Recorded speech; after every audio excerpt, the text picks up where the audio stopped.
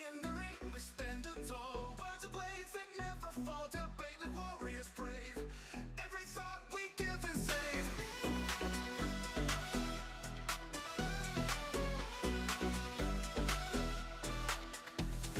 In the ring we stand tall, words of blades that never fall, debate like warriors brave. Every thought we give and save. Through the noise we cut clean, spirited mind sharp and keen. With a spark that lights the night, join us in this epic fight. Welcome to the Spartan Arena, where minds clash and thoughts clean. In the heat of every word, truth and insight will be heard. Buckle up and take your stance. In this arena, there's no chance to escape the fight by law.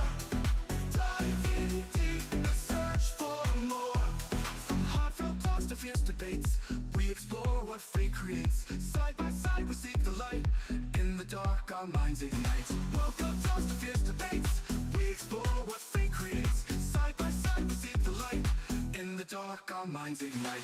Welcome to the Spartan Arena, where minds clash and thoughts clean. In the heat of every word, truth and insight will be heard. Buckle up and take your stance. In this arena, there's no chance to escape the fight by law. Dive in deep and search for more.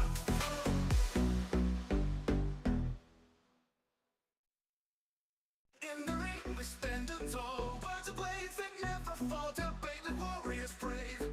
Every thought we give and save.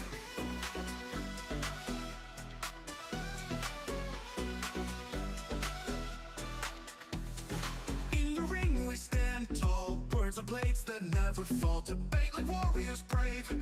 Every thought we give and save. Through the noise we cut clean, spirited mind sharp and keen. With a spark that lights the night, join us in this epic fight. Welcome to the Spartan Arena, where minds clash and thoughts clean. In the heat of every word, truth and insight will be heard. Buckle up and take your stance. In this arena, there's no chance to escape the fight by law. Dive in deep and search for more. From heartfelt talks to fierce debates, we explore what fate creates. Side by side we seek the light. In the dark our minds ignite. Welcome talks to fierce debates, we explore what fate creates. Side by side we seek the light. In the dark our minds ignite. Welcome to the Spartan Arena, where minds clash and thoughts clean. In the heat of every word, truth and insight will be heard. Buckle up and take your stance. In this arena, there's no chance to escape the fight by law. Dive in deep and search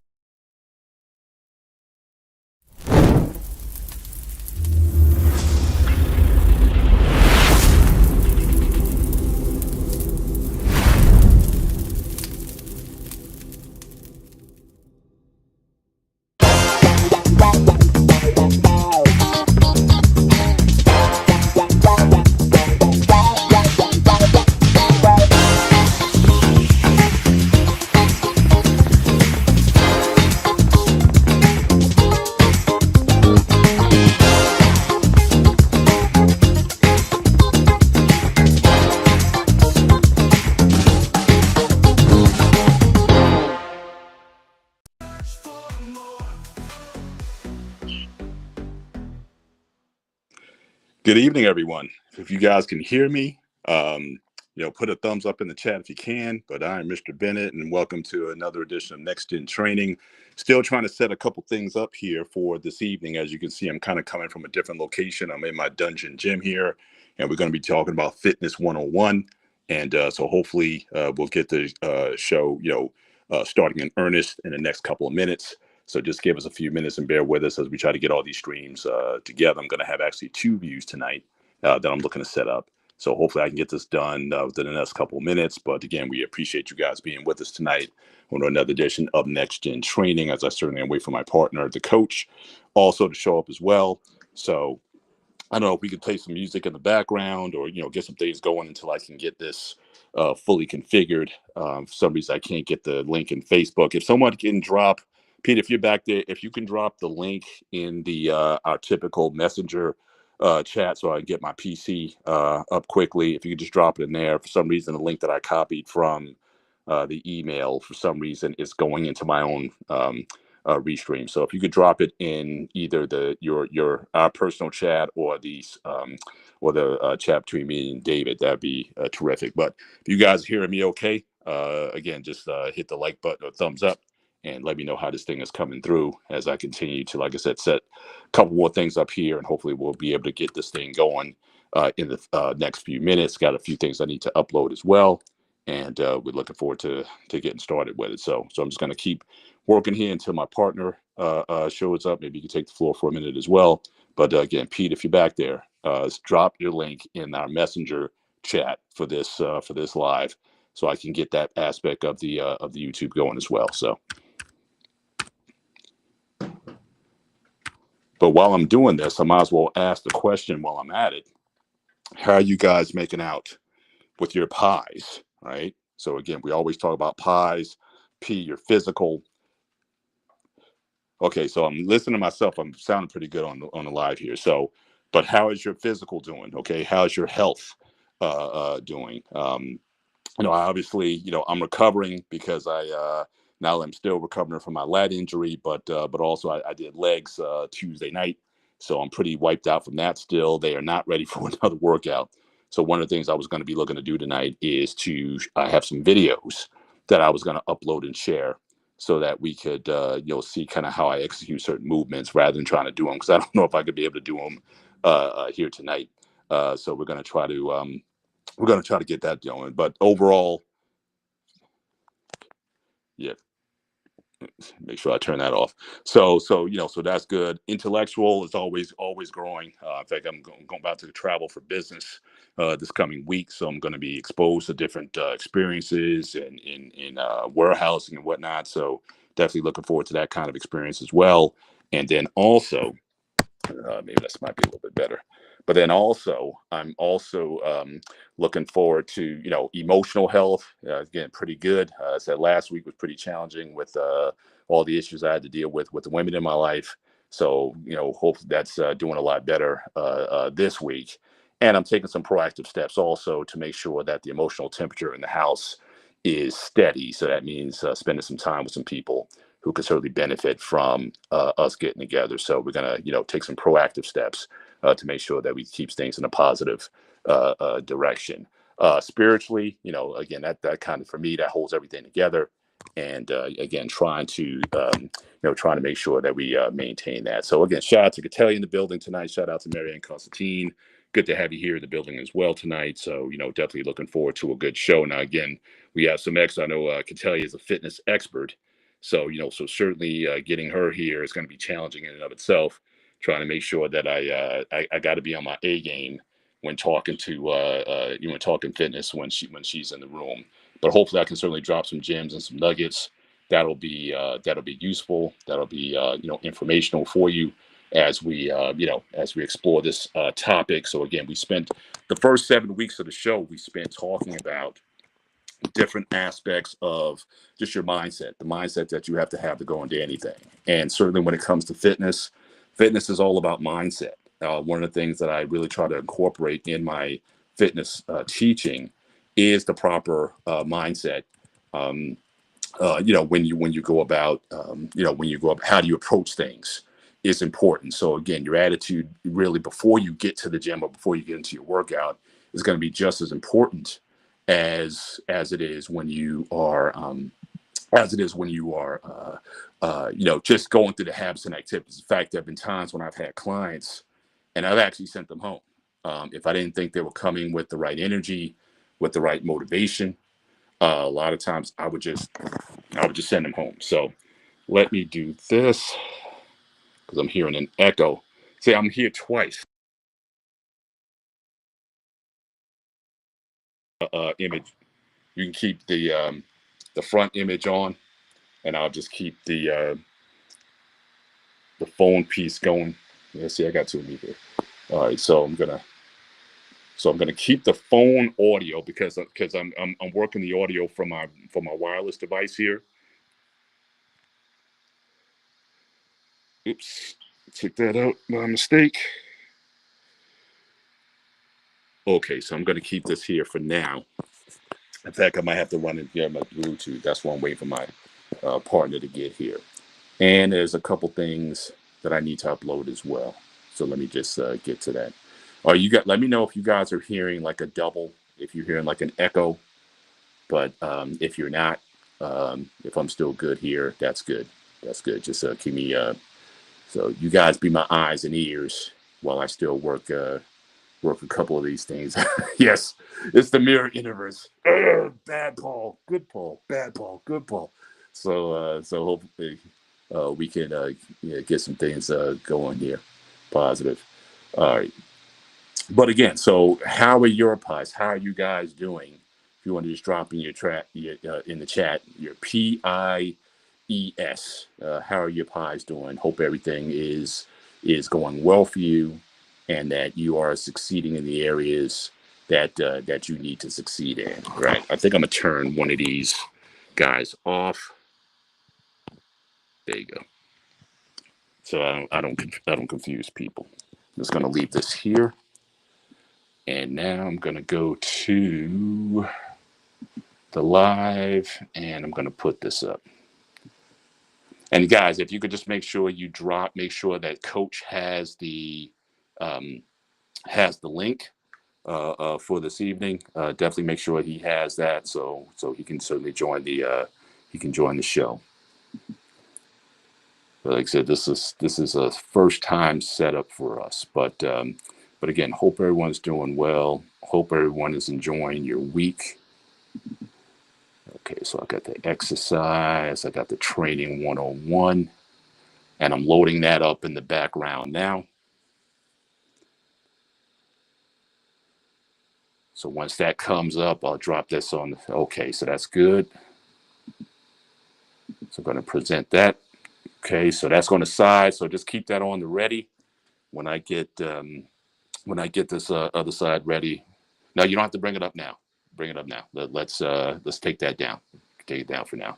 Because again, I still no echo. Good. Appreciate it. Appreciate it. So again, we're still waiting for my partner to get here.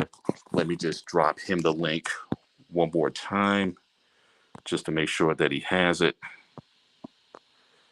Copy.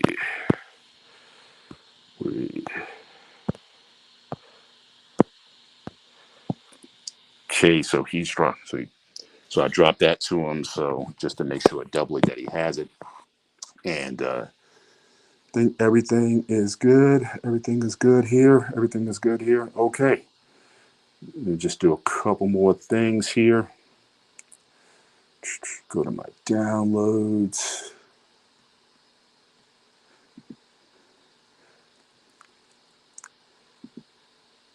Okay. So let me see if I can upload these guys. Right click.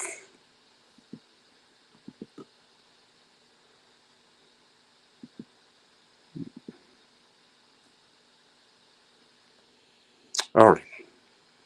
We're going to try to go with here. Let me see how it is when I try to upload these.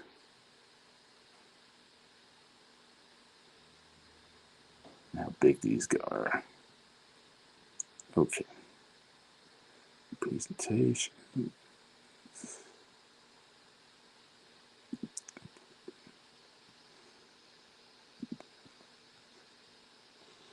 Okay.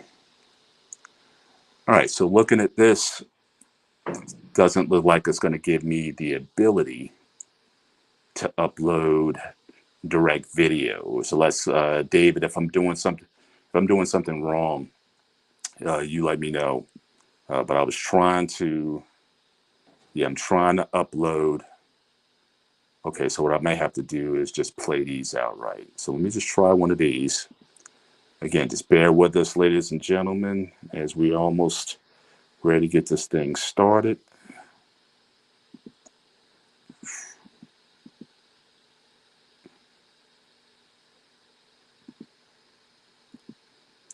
Okay.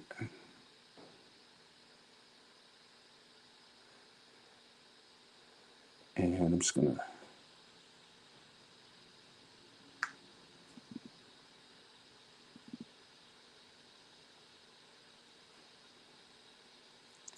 okay, so let me try this.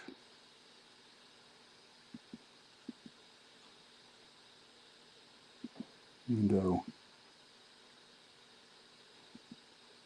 how's that? All right, we can get some things. Right, is that playing? Okay. All right, so we'll have some fun with this, as is. What I may also do is give you guys a tour of my gym. So you're kind of seeing some of the setup already. So I have a speed bag here set up. I have a heavy bag. I have mitts. So I like to certainly work get a workout with that. Um, Go around the room a little bit. So my gym is kind of in the back. I'll turn the light on. My wife, she has a spin bike here.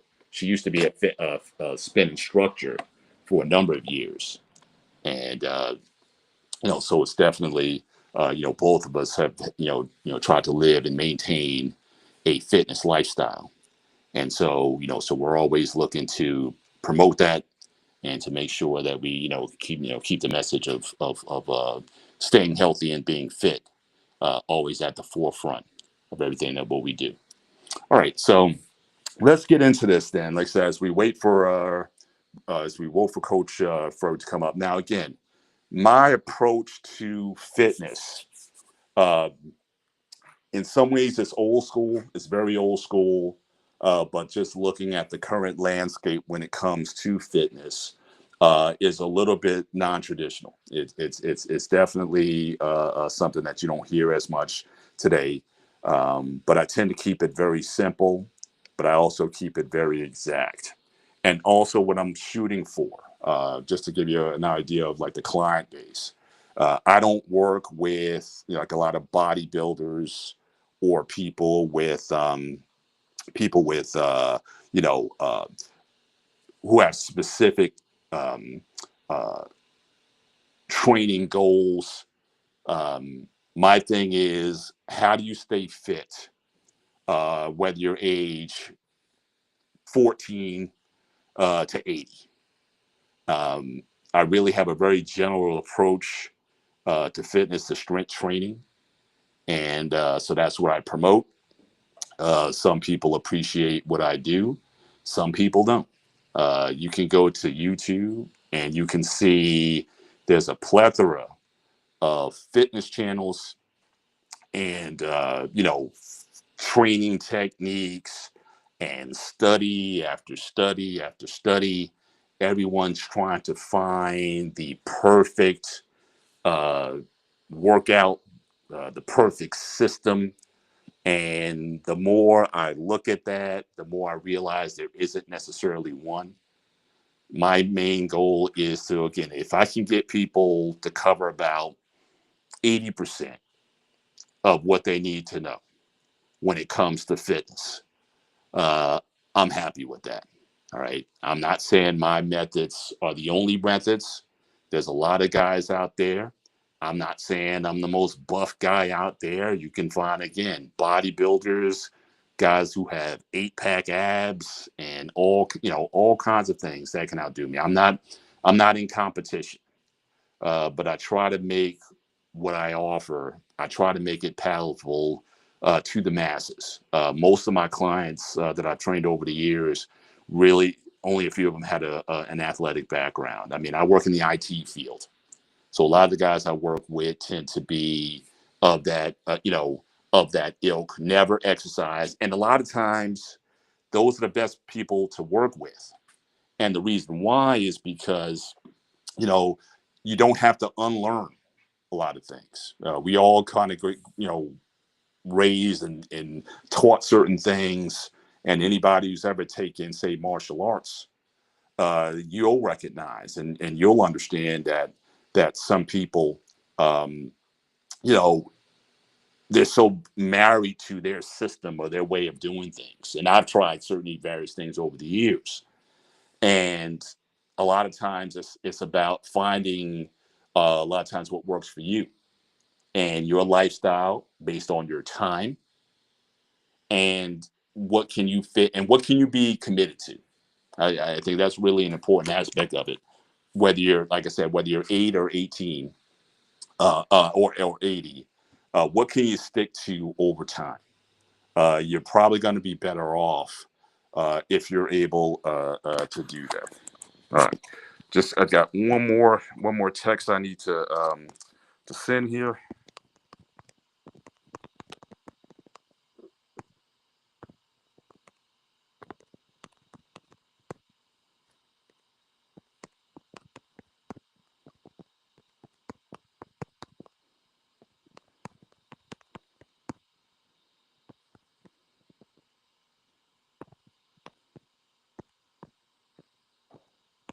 Okay, just heard from Coach.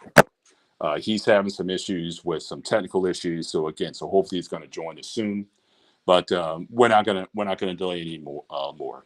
Again, we're going to get into this, and so I'll take you some things, show you some things that hopefully you can glean from, and we'll have some fun with this. So why don't we share the first slide, and what you can also do, you can take the I guess the screen on the left, so the MB on the left, Mr. Bennett, take that down so it allows more time, and you can bring my fitness slides up, and just we can just take it from there. So we can do that. We just kind of get underway. Yes, Athlete X. Yes, the guy is awesome. I mean, the guy has 12 million followers. Again, now he's one of those guys. He kind of gets into the weeds a little bit for me. He can have 20 different ways of doing things. I know he likes to rank exercises, good, better, best, and things of that nature. So again, I'm not even going after him. I mean, the guy lives at 2% body fat, and a lot of times, you know, people may look at him, be intimidated by that. Now, again, he may motivate some people. I know he works with professional athletes, certainly with his practice. So I would say, he would definitely be on the high end, on the upper level echelon when it comes to fitness and fitness training. And so I wouldn't even necessarily be in his category, and certainly the discipline he has. Hang on, there's another one I got. So but again, he looks it, he lives it, and certainly there's a lot of good information, but certainly he can overwhelm you as well. So just be ready for that. But so my general approach is to fitness. And again, I also say with this, take a supermarket approach when it comes to this. Take what you can use, discard the rest, just like Bruce Lee said, absorb what is useful, discard what is useless, and make what is essential your own. So if you can do that, I think you'd be well off. So the first thing I'm always asking is, what is fitness? Sorry, so fitness is simply this: it's the ability to do tasks. Now, the task you do can be infinite, right? All kinds of things that a person can commit themselves to. And, you can get, there's always this argument with people. This person's fitter than this one. Shout out to Lost in Translation in the building tonight. Appreciate you being here. So people always ask, hang on a second, let me see if I can do this transition so I can free myself a little bit. If I can do this, I'll be golden. Okay. You guys let me know If you guys can still hear me. If you guys can still hear me, then gives me a thumbs up or put a one in the chat. So let me know if you guys can still hear. So because I was hearing an echo with the speakers there, and I don't think I need to hear that at the moment. But as long as you guys can hear me, you guys let me know. Put a one in the chat, and I'll keep it going here. But again, we always ask this question. Again, what is fitness? And a lot of times, people want to specify, oh, this person looks fit or that person looks fit. And the reality is, everybody that I'm showing you on this chart is fit for their task. Okay. So I don't care if you are a 350-pound sumo wrestler. We talked about sumo wrestling last night. I don't care um, if it's about a marathon runner or an NFL football player, a cricket player, or you're just a gym bro or whatever. All these people have a different level of fitness. The sprinter is clearly different in terms of his physiological build, as well as the tasks that he can do versus the marathon runner. So a lot of times when people talk about being fit, a lot of times the message gets confusing.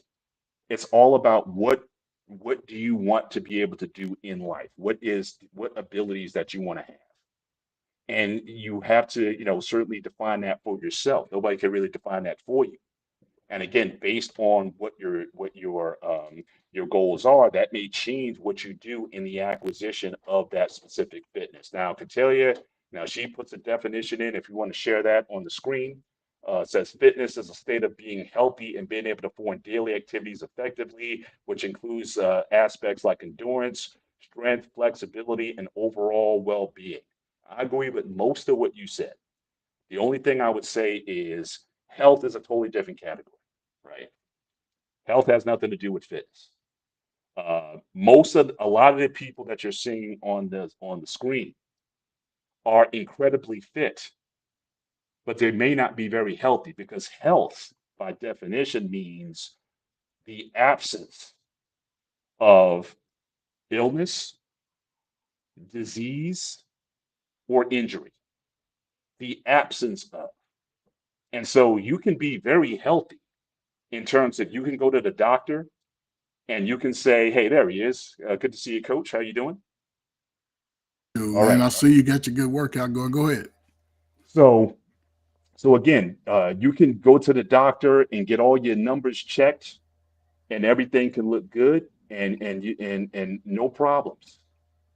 But as far as being fit, you might not be able to climb a flight of stairs without huffing and puffing. Well, I know there's one guy. He was very healthy, very health conscious, but he couldn't pick up no more than 50 pounds.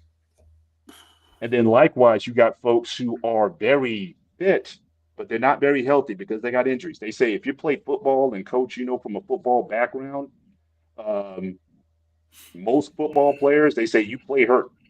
You either play injured or you play hurt. You got something going on with you. Something's not quite right, and they need to stitch you together, put you together to get you ready on that field for the next game. So a lot of times people don't necessarily aren't healthy, but they're incredibly fit. I am not the healthiest right now because, like I said, I'm nursing an injury, and author and writers are starting to show up just like it's showing up for Coach. It's starting to show up in us as well. So we're not as healthy as we once were, but we're still pretty fit. And so I always like to make that distinction between the two. That and again, in upcoming shows, we're going to be talking about health and how eating in ways that support not only fitness but also health. We're going to be delving into that as we go on. But I always like to make that distinction between those two because a lot of people get those things confused. But the bottom line is everyone on this diagram is fit. But again, what task are you trying to do? Some people, you can be very flexible. You like to twist yourself in a pretzel. I can barely touch my toes, to be quite honest with you. But can that person bench 300 pounds? Again, it's up to the individual what they want to do. So again, just how we look at certain people, just don't they say you can't judge a book by its cover. Don't just look at these people and make judgments either about their fitness or even their state of health. So again, you look at the thin people on this here, they can have a whole bunch of health problems, and it doesn't necessarily have to necessarily mean that they're healthy that they're healthy individuals. So again, thanks for sharing that. But we're going to move on. So we talked about fitness generally. Well, before I go on, Coach, any thoughts that you may have on what does fitness mean to you, um, in regard to the definition that I posed? One thing I enjoy about fitness, though, sorry for being late, man, but Mhm. I don't know what was going on. I couldn't even get an email. But That's one thing fine. I enjoy about fitness is the preparation and becoming flexible. One thing I always stress in the fitness is being flexible to prevent some injuries. Like this lady doing yoga, I didn't get that extensive, with yoga, but as far as being flexible, I thought that that was very important for muscle growth and length and stuff like that, and technique.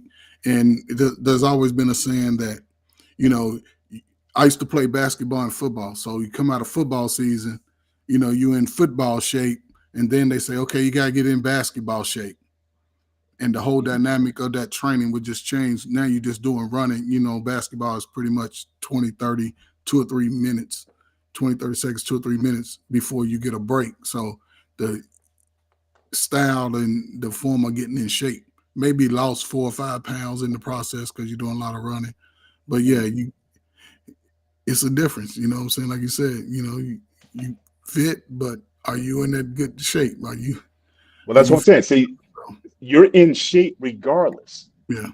but are you fit for the task that you're in? So, are you fit for basketball, or are you fit for football? Mhm. Most people would say, just looking at you, hey, you're a pretty fit guy generally. But again, those things don't necessarily transfer over. You have to get conditioned Yeah, your condition is for important. that particular foot. But conditioning is also very specific. Conditioning is about a particular activity. What are you getting conditioned for? So again, you could be conditioned to run a marathon, or you can get conditioned to take reps again on the football field. So again, conditioning, fitness, very task specific in terms of their application. And so again, I just want to spend some time on that because people just have this sort of general definition, or they look at somebody being fit. Like I said, those sumo wrestlers, and I'm kind of halfway serious about that NFL thing. I know we chopped it up and we had some fun with it last Mhm. night.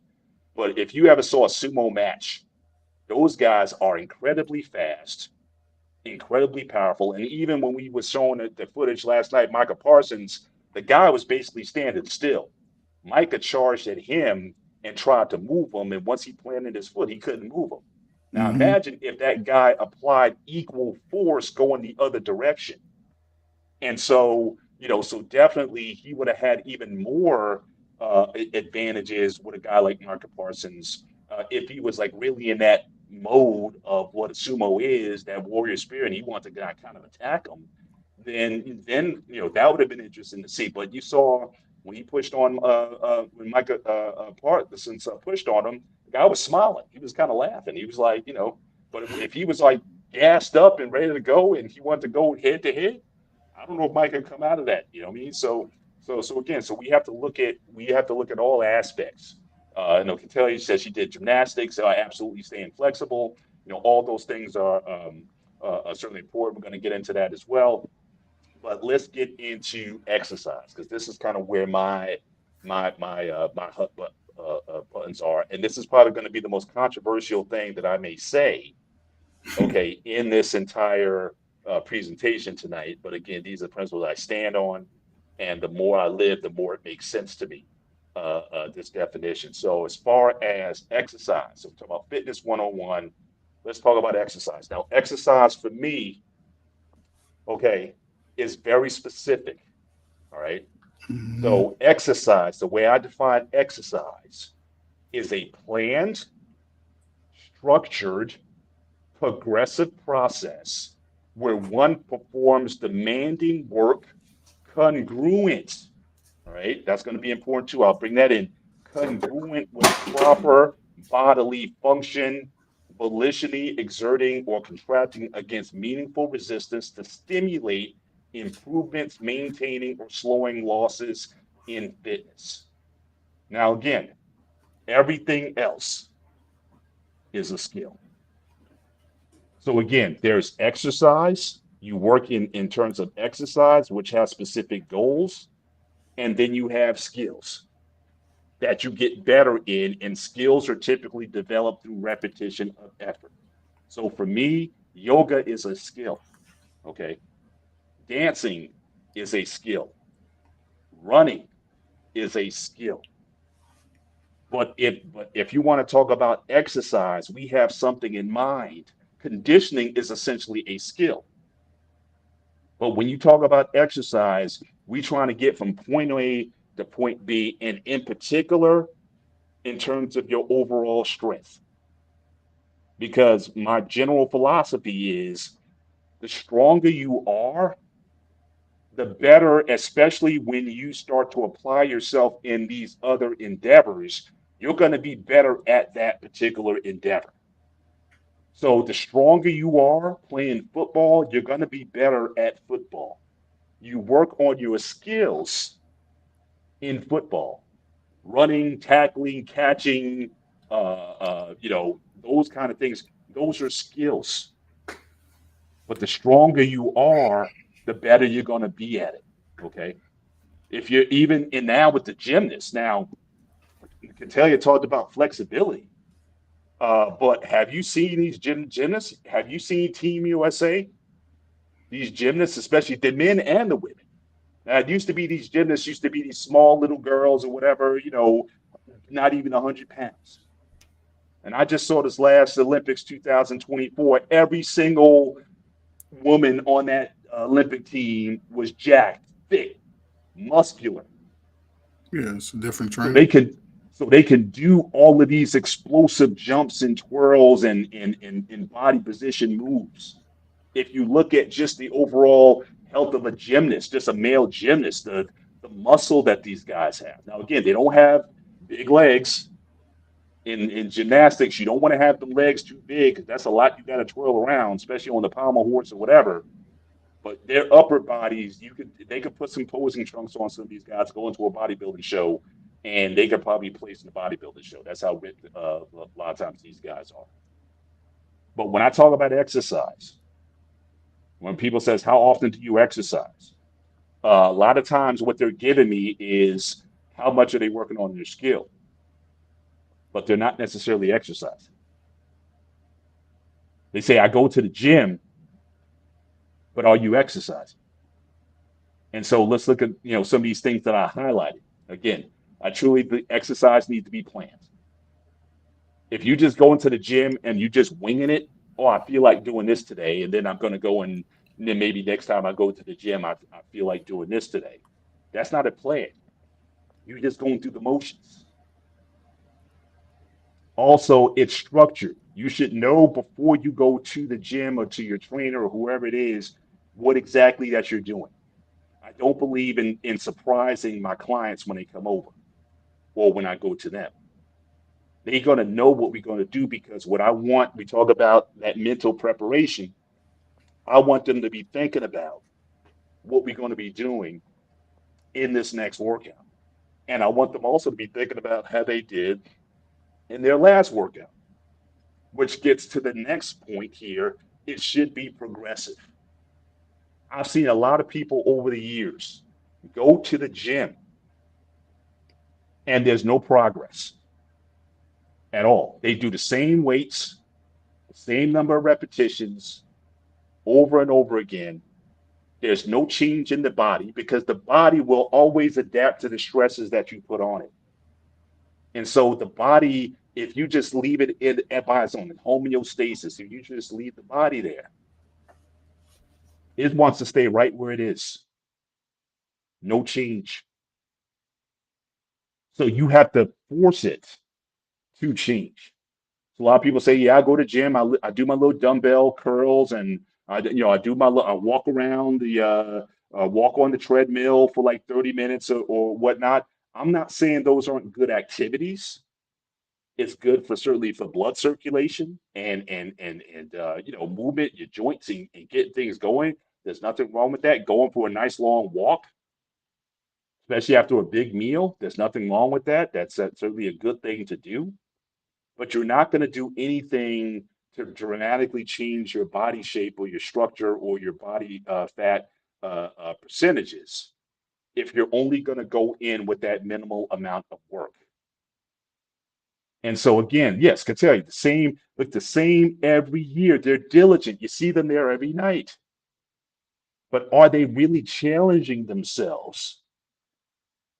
So again, progression. Are they progressing in their activity? So again, it's a progressive process where one performs demanding work. That's another part of exercise. It should be demanding. If you went to the gym and you didn't really come out of there a bit worn or weary from the workout. Now, me, I'm kind of old school coach. I'm like, look, if you could walk after one of my workouts, you didn't train hard enough. I've modified my stance a little bit over the years. I've gotten a little softer over the years. But if you want, I got a couch right in front of me here. It's called the crash couch. And if you weren't on the crash couch for about 20 minutes after the workout, you didn't work out hard enough. You didn't give me everything you had. I'm just like that. I just believe that I leave everything on the field, coach. Okay. So, question. And yes, I have a sir. question. When you first train someone, do you have those expectations within the first week or two while your body's still adjusting to I guess, the physical exertion that you're placing on it? Do you give them at least Well, like work a 2 weeks grace period? Because when your muscles go into it shock. it normally works out that way. But see, here's the thing. I meet with a person 4 times. The Okay. first time is to kind of do what I'm doing now. I explain my philosophy. I explain the mindset. I explain what we're going to be looking to do. We go Okay. over the problem. We talk about terms. We talk about frequency of exercise and things of that nature. Okay. The next time I meet with them, I give them what's called a baseline, where we're going to go through the basic movements of what we're going to do, and in the way how we do these movements, so I can baseline their first workout. Okay. The next workout, we're actually going to go through it, and I'm going to work. To your point, I may work maybe 75, 80% of what my expectation is. Okay. Now, at that point, that's evaluation time. Because then it's going to be like, okay, so we're going to go through this workout and I'm going to push you again. I'm not going to run you off the cliff, but I'm going to push you pretty hard. Okay. Now, if you think this is something that we want to do, then come back next time. But if you don't, then it's good with me. Because what that does is, because I don't do plans, I don't do, sign, get 10 package, 20 package. I don't do any of that stuff. Folks who with me, they with me. Okay. And so, the idea here is if you think you can handle this,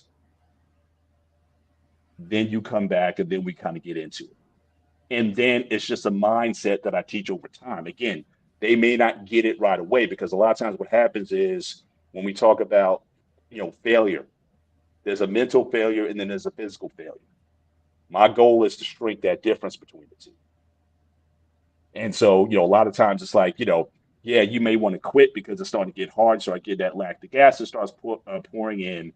But the issue is you left a few in the tank because mentally you couldn't handle it.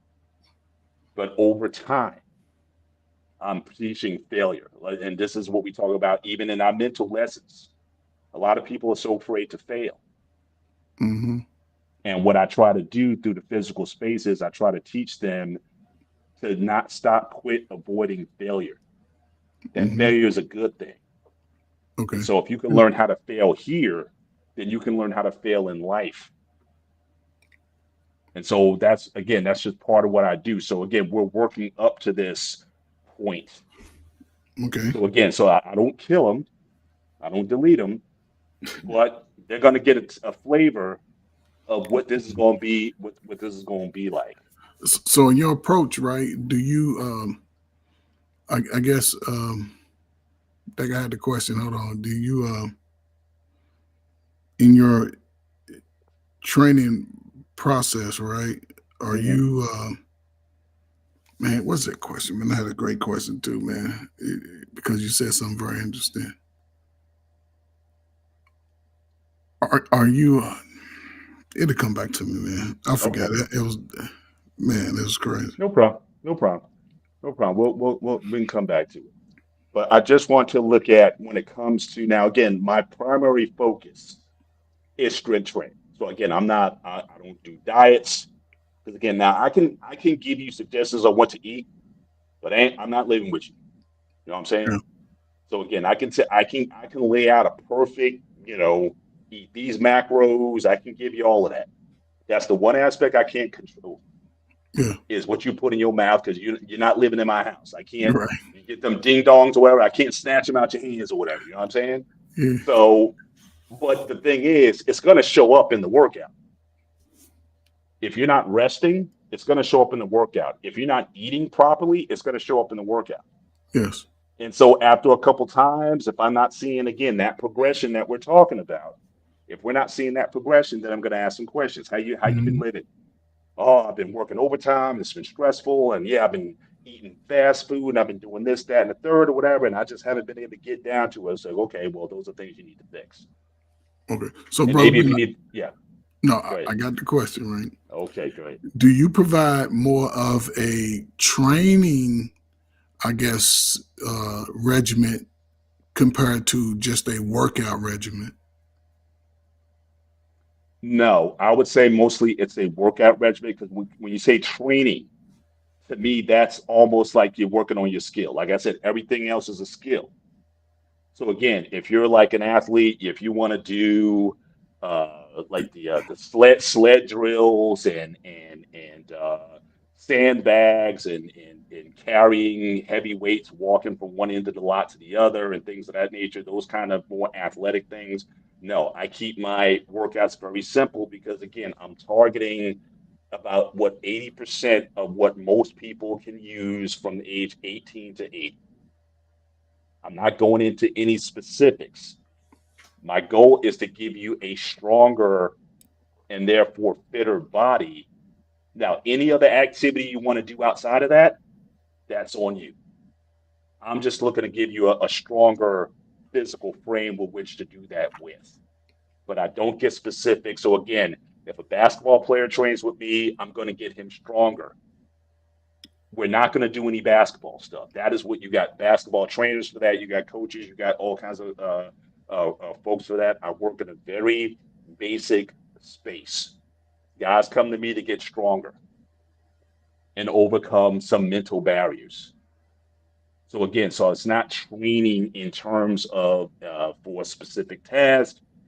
I'm worried about the whole overall body, and so I keep a very simplified approach to doing this. There's a billion exercises that you could do, and I'm going to share a few of them here. But overall, I can probably train somebody honestly with about 5 exercises, and that'll take care of most of what a person needs to be stronger and therefore be fitter. And hopefully, if they combine with the right diets, putting what they put in their mouth to be healthy. But again, I'm not into the specifics. So if that answers your question. Yeah, yeah. It wasn't about the specifics, because you sort of broke it down because you said Mhm. you going from head to toe. There, so and that's why I equated it to training because I've heard other uh, people that actually train people call it training, meaning you're sort of conditioning yourself over a period of time to be stronger, to be leaner, and you sort of training the body, conditioning the body. That's why I asked that question because I've Well, heard other again, people call it training, and the yeah. Well, skill if set is yeah, right, if you're going to call it training to be stronger, yes, I would say that that's the only thing I would train a person in is to be stronger. Conditioning, body composition, somewhat. I mean, obviously, if you're developing muscle, you could certainly have an effect on your overall body composition. The more muscle you have, your resting metabolic rate goes higher, and that could be a key essential to fat loss. But like I said earlier, the one thing that I do not control is what you put in your stomach. For sure. And, and so again, so I don't guarantee that. I'm not saying I'm going to give you a better body because what you put in it, again, you can ruin it. Like I said, I'll give suggestions, but that's not Hmm. something that people aren't coming to me for. I'll give them general advice if you really want advice, and also just to keep myself above board, legally and all that. Yeah, go to a dietitian or someone who's fit in that area. And you see now with a lot of athletes now, they got their strength coaches, they got their training coaches for their specific event, Hmm. they got their dietitian, they got a whole team that's basically that they're working with. So again, I work in an area that I know that I can control, and that is helping people go from point go from one point to progress through time to do demanding work. Now, here's the thing also, congruent with proper bodily function. Again, the body is meant to do certain specific things. Now, again, if you're an athlete, like a gymnast, none of what a gymnast does is really congruent. You know what I'm saying? If you can bend your back, your spine back behind your head and that kind of thing, that's not congruent. That's not what the body, in my view, was intended to do. Body function is pretty simple. We pick stuff up, we push things away, we bring things to us, we lift something other overhead, and we squat down. That's what the human body has been meant to do. Yeah, Pulling down, pushing away, pulling to you, squatting down. man. You left me It up. wasn't meant to do a running somersault, three twist somersault in the air and landing there. That's not what we're meant to do. So again, I work with that. Now, if you want to do those other things, those are skills that you must spend a lot of time, hours and hours and years developing to get to that. If you want to be flexible, it's not congruent for a person to do a full body split. Anybody, male or female, where you split, I mean, if you look at just the way your body's constructed, a lot of times when you're doing those splits to the floor, your upper leg bones are coming out of the hip sockets when you do that. So a lot of times people think, oh, well, that's flexibility. But again, if flexibility is going to be about what you're going to be doing with most of your life. And so again, I don't work in those extremes. If you want to do that, if you want to take your leg, put it over your head, like some of these women be doing and stuff in yoga or whatever, that's fine. I got no issue with that. It's kind of cool. But that's not exercise, in my view. That's a skill, right? That's a conditioning. And those are things that I just don't do. So again, I work with the Gen Pop. Anybody who wants something more specific to that, then you go to a person who is qualified and trains in that specific discipline, and they'll help you get there. But then again, having said that, a lot of those folks who work in those areas don't necessarily understand training.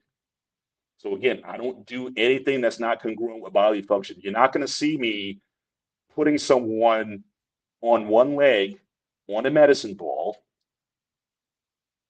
doing these balance tests and whatnot, and holding one weight in one hand and doing something with the other hand.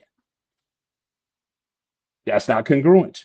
That's not, to me, that's not what most people need to be doing. Now, again, if you're doing physical therapy, let's say if you were injured and you go to a physical therapist and they have you doing balance exercise things, that's a different story.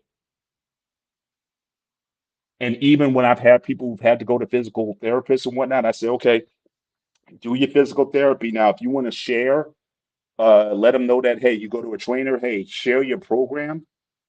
Then I could see about maybe trying to incorporate some of that in there. But basically, what I'm trying to do is I'm trying to get you stronger. Obviously, if you had an injury, you got to build that muscle back up. And so we're going to work on, again, how to do that. But as far as your motor functions, I leave that to the professionals. I don't work with motor function. You come to me, I'm assuming you're healthy. I had a couple guys who kind of say that, oh yeah, I want to train. Oh, but by the way, I got this, that, and the third going on. It's like, man, I can't work with you, man. You shouldn't be training anyway. If anything, go to your doctor, do what they tell you to do. I Right. tell Do what they anybody, tell you to do. do what they tell you to do. You trying to get around what the advices are, and Hmm. then that's gonna put me compromised because like, hey, did you know this person had a heart murmur? No, I Hmm. didn't know that. Right. Then So I they'll can't. mess up. So yeah, They'll mess up their benefits. You claiming the doctor's giving you the advice, you don't follow it, then you doing something that not recommended, and you hurt there you yourself. go. You, There you go. you put yourself in a bad position. That's right. I've been, That's right. I've been dealing with that, especially stuck in the position of wanting to train, and having other issues physically. I in what the reason I got out of the military because I had failed doing an exercise and I needed back surgery. So I spent the last 2 years Mm, trying to stay conditioned and ail my injury. mhm. Then I needed my knee scope, my right knee scope, right after I got out.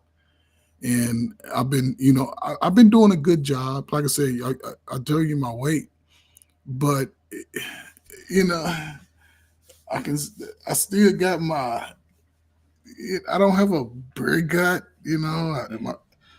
I've been wearing 2X since I was 25. Yeah. I used to be able to wear a 1X, but 2X is all, especially when I'm wearing just like a polo style shirt. I like it for Right. it to sort of fit I do down too. my Yeah. body. You know what I'm Yeah. saying, and give me a little show because I've always had big shoulders. So I took staying in shape really serious. I used to have Mhm. to get a tape test in the military. If you're 10 or 15 pounds overweight, they measure your neck. And if your neck say you should be 10 or 15 pounds lighter, you have to work those 10 or 15 pounds off, or it could be uh uh uh what's it it's reprimanded on your record. They can give you Right. Article 15. They can say, "Hey, you're not adapting," so they can kick you out. And when Right. they measure me, they be like, "Oh man, okay, go ahead, you good, you pass." Because I was always averaging about 200, 205. They said I was Yeah. 180, supposed to be 189. I was 189 the senior in high school. So I wasn't never going to go back to that. Mhm. But I was always one of the best when they used to, because the old way everybody's in a room and you getting up on the scale. You you can take your shirt off. You can, what I'm saying, got to keep your shorts on. You might have your socks on, but that's it. And my physique in my body was in the top 1% of how it was made. You know what I'm saying? Constructed at the time, especially in the height when I was working out, lifting the weights. You running every day. You're doing 120 push-ups. You're doing 100 sit-ups doing the test, but you're practicing every 6 months. In between that time, you do PT 5 days a week. Mhm. So you're Yeah. getting the conditioning, and then it's not. You can do. Sometimes they may play volleyball, play some other activities, go through the obstacle course, so you can. What I'm saying, the routine just doesn't get mundane. Even in basic training, they take you to yoga classes and aerobics classes, doing the training just to break that basic run, push up, sit up. You know what I'm saying? So, and it doesn't require a lot of weights, but you always have access to weights after your training. Military bases have some of the best weight rooms I used to see. Oh yeah. Nowadays, yeah. So you still have access to it, uh, and it's funny because a body like yours, who've done it natural and planned and structured, is going to look different from someone like these celebrity rappers who got this beef buffed up body with little effort over time. They've taken these. Yeah, it's not a natural built body based off the training of their body. So yeah, man, salute to you, man, being the age you are and as serious about it as you are, man, because I would line you up against 20 people. You probably be the only one standing over that's consistent with that type of workout. You know, I would hate to see how you would turn out if you incorporated a light 2 mile jog in that regimen. You Well, it'd know, be like anything else. Look, if I was to go to run down and say run 2 miles, I'd pass out after the first mile because I'm okay, not conditioned for that. That's what I'm yeah, saying. Everything is about being conditioned to your conditioned to your task. We've been doing push-ups. Now I go through periods. So I've been on a push-up kick as of late. I got up to 67, it's good. 67 in a row Yeah, taking without a stopping. rest. But again, Yeah, I'm doing sort of like that fast pace though. Going to talk about that a little bit later. Also, how I oftentimes I teach people how to do push-ups. It hurts some egos the way I teach these push-ups. But that being said, shout out to Cattell. She made another comment. That's why personal trainers do health assessments. Yes, yes, that's why you do that. Now again, yeah, some people may lie, but at the same time, that's why you also sign that waiver form also because you got to make sure you just got to yeah, make sure you got to protect yourself at all times, just like Mills Lane used to say. But again, but yeah, this idea, just going back to plan again, certainly the idea is you want to see improvement. The whole idea is improvement from one workout to the next over a series of workouts. From where I started you to where we are a month from now, 2 months from now, 3 months from now, 6 months from now. The idea is gaining this progress over time. And so that is something that, again, if you're truly exercising, you have to measure those things and keep records of those things. So again, if you're going to train, if you're going to exercise for real, get a logbook. Now, again, there's several apps that you can get. The one I use on my phone is, let me just pull it up real quick. Again, I'm not a paid endorser or an advertiser for any of these companies and anything like that, but I use Gravitas. Okay, Gravitas app on for iPhone, and I've been using them for years. And it's just a way that I like. Now, I used to have just a plain old. If you don't want that, just get a plain old notebook. Put in the day that you did, how much weight did you use, how many sets, how many reps did you use, and when you're talking about your real working sets, are you improving from one workout to the next? That's something that you need to measure over time. And if you're not seeing those gains, if you're not seeing those improvements, then you just have to start asking yourself. Now, again, you also mind you that you're not going to improve infinitely. You know what I'm saying? No one just gets stronger. If that'd be the case, I'd be squatting 1,000 pounds by now. So we understand that people can't get infinitely better, but again, you should be able to see some progress. Sometimes the numbers will tell you. Sometimes you may need to take a break. You may need to take some time off and let the body rest. Sometimes if you're overtraining, so again, those numbers will speak to you and they'll tell you where you need to go next in terms of your training or certainly where you're going. So again, it's one to spend some time on here. Like I said, not everyone agrees with this. You say exercise, walking is exercise. I respectfully disagree. I say walking is an activity or walking is a skill, but I wouldn't call it exercise. But you must work within you must have a plan of attack how you're going to do it, and you should be seeing progress over time. And if you just go into the gym, you got to ask yourself, are you just going through the motions? Or are you really serious about trying to make some improvements in your overall health, your level of fitness, your body mass composition? Those are things that you need to be worried about. Now, when it comes to exercise, next slide here, we talk about building muscle or getting stronger. Obviously, if you're getting stronger, you're building muscle. There's three keys to that process: the frequency, how often are you training? The duration, how long is your workout? And the intensity, the amount of work that the muscle and stress that the muscles are put under during the workout. Those three work in tandem.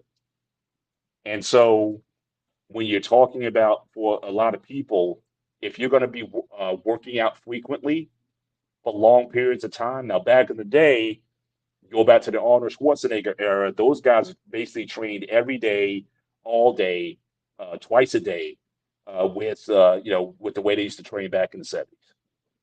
Today, most bodybuilders today, they may train a body part maybe once a week during a bulk season, but then as they get closer to the show for conditioning purposes, they may up it up to twice a day. But the amount of the number of sessions that they train and the amount of the duration of the training has gotten down. Most guys now, again, even the top pros, they're not in the gym no more than an hour. Back then, you'd be in there for 2, 3 hours, in part because those guys did no cardio back then. Like in the 70s, the only cardio those guys got was by through training a lot, but nobody was doing a lot of a lot of time, on cardio machines or bikes or whatever they had back then. So you look at the one on the left, the aerobic training. The more frequency and duration you're doing, you can't go that hard. If you're going to be doing a set of bicep curls or bench press or something, if you're going to be doing 10, 12 sets of that, you can't go hard on every set because you're not going to have the energy in order to do so. And so it's very similar to what we showed in that slide with the marathon runner and the sprinter. The sprinter can run very fast, but only for a short distance before they tap out. Likewise, the marathon runner runs at a much slower pace, but they can run for a longer period of time. And so likewise, on the anaerobic side, if you're working out very intensely, you cannot train for very long, just like the sprinter cannot run for very long distances. And if you want to recover, because one of the things that a lot of people don't understand when it comes to muscle growth, the growth happens in the rest, not in the workout. A lot of people think I need to train harder or longer to elicit the growth, but the growth happens in rest. What you eat after the workout, how much sleep you're getting after your workout, those things are greater indicators of your ability to recover so that you can go that intensely again next time. So for me, I tend to focus more on the right side. I focus on intensity over the duration of the workout as well as the frequency of the workout. Truth be told, most of the folks I train them less than 30 minutes. And most people I train only once a week because I keep the workout very intense. And you're going to need that time off in order to recover.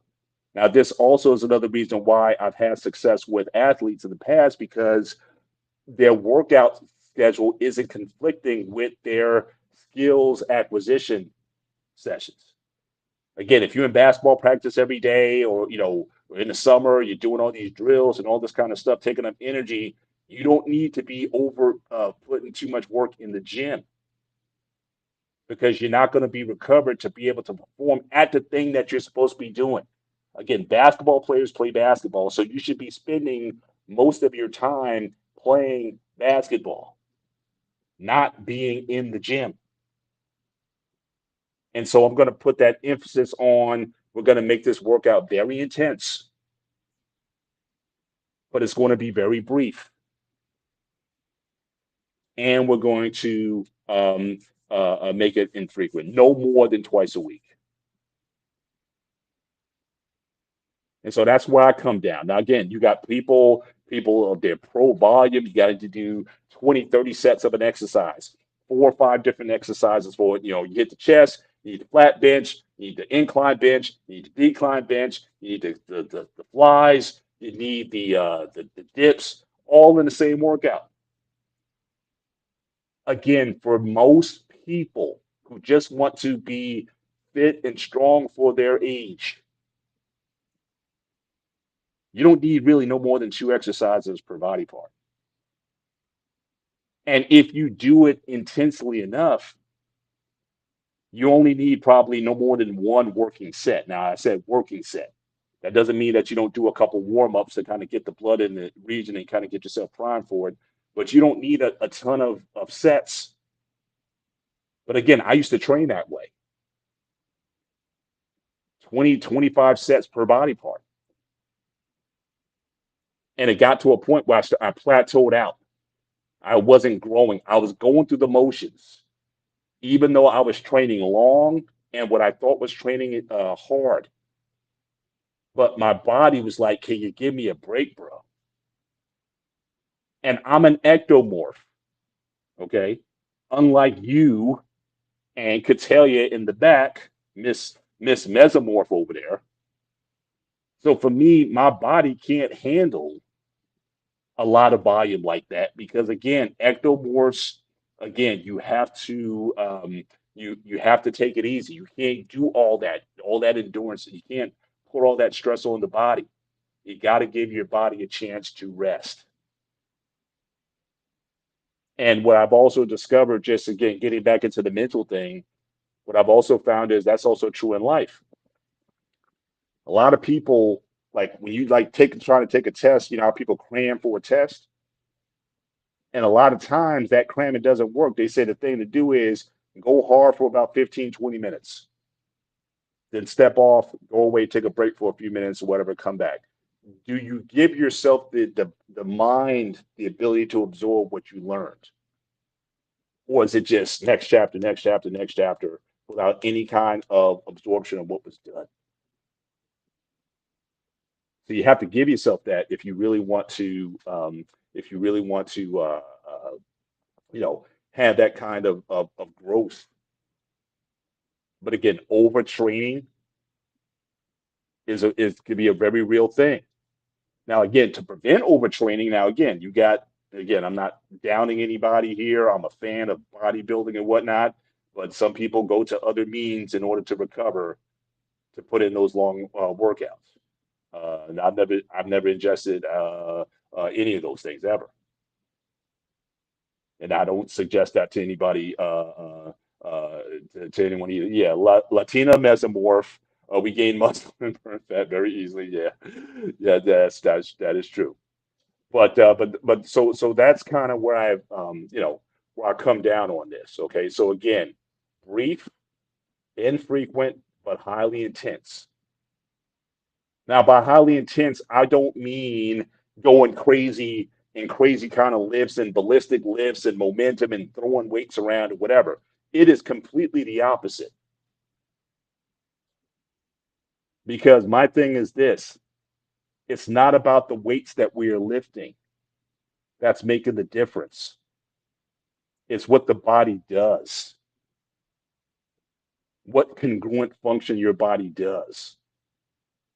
Can you do the same thing that your body is known to do under a resistance? So for me, I slow things down greatly. So again, we don't do explosive movements, anything like that. You know, I've seen too many pec tears over the years and pulls and all kinds of injuries because people are working out recklessly. And unfortunately, the bodybuilders, they don't do a lot to promote it. I mean, look, I love Ronnie Coleman. Yeah, buddy, 8-time Mr. Olympia. I love all that kind of stuff. But again, the way he trained Tom Platz had some of the best legs in bodybuilding history. Seeing the way that guy trains, I would never train anyone like that. I wouldn't recommend anyone trains like that because those are injuries waiting to happen. And again, like I said, my main thing is keeping you healthy from age 18 to 80. I don't want you doing anything that you cannot handle. But what you can handle, I want you to give it 100% of what you can do. And so far, God, is very thankful. No one's ever gotten injured because, again, I don't do crazy lifts. I don't put people in dangerous positions. I make sure that the body's in the proper position before that. But how many times you go to the gym? And the problem with that also is, again, you can go on IG and find all kinds of guys who got these crazy bodies, ripped six-pack abs or whatnot, and doing dumb stuff.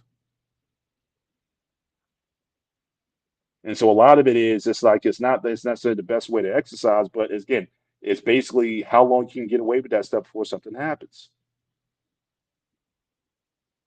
So you have to be mindful of that. You know, when you look at somebody and be like, okay, yeah, that guy looks good, he must know what he's doing. Don't always go by the look of somebody to say, hey, that's a proper way to train. So again, how do you stay injury free?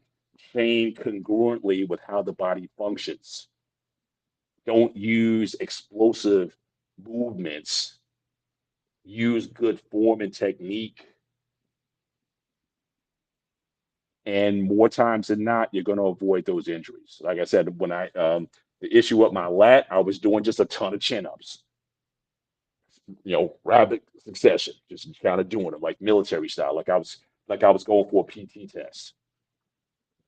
But I've never pulled anything, you know, when I'm using machines. Again, I'm not a big, guy. You can use free weights, you can use machines, you can use a bag of groceries if you want to, but don't get so caught up in, you know, what you may be seeing on Instagram, guys doing crazy stuff just to look impressive. And then you get out there and you injure yourself trying to model after those folks. So coach, any questions? I just want to kind of go into, kind of what I do, sort of a breakdown of the major areas. Like I said, I'm only working with kind of five core areas that I do for most people that I think will help the most people. But any comments on what I'm talking about, hypertrophy or frequency of workout or training that you want to kind of before we move on? Really quick with the frequency. Um, when I was like working out, I guess the height of my, I guess, a workout career. So I went Monday, Wednesday, Friday, Hmm. well, every other day, Hmm. but I stayed with every other day. I Hmm. didn't, if my next rotation would end it on a Saturday, I went on a Saturday, Monday, Wednesday.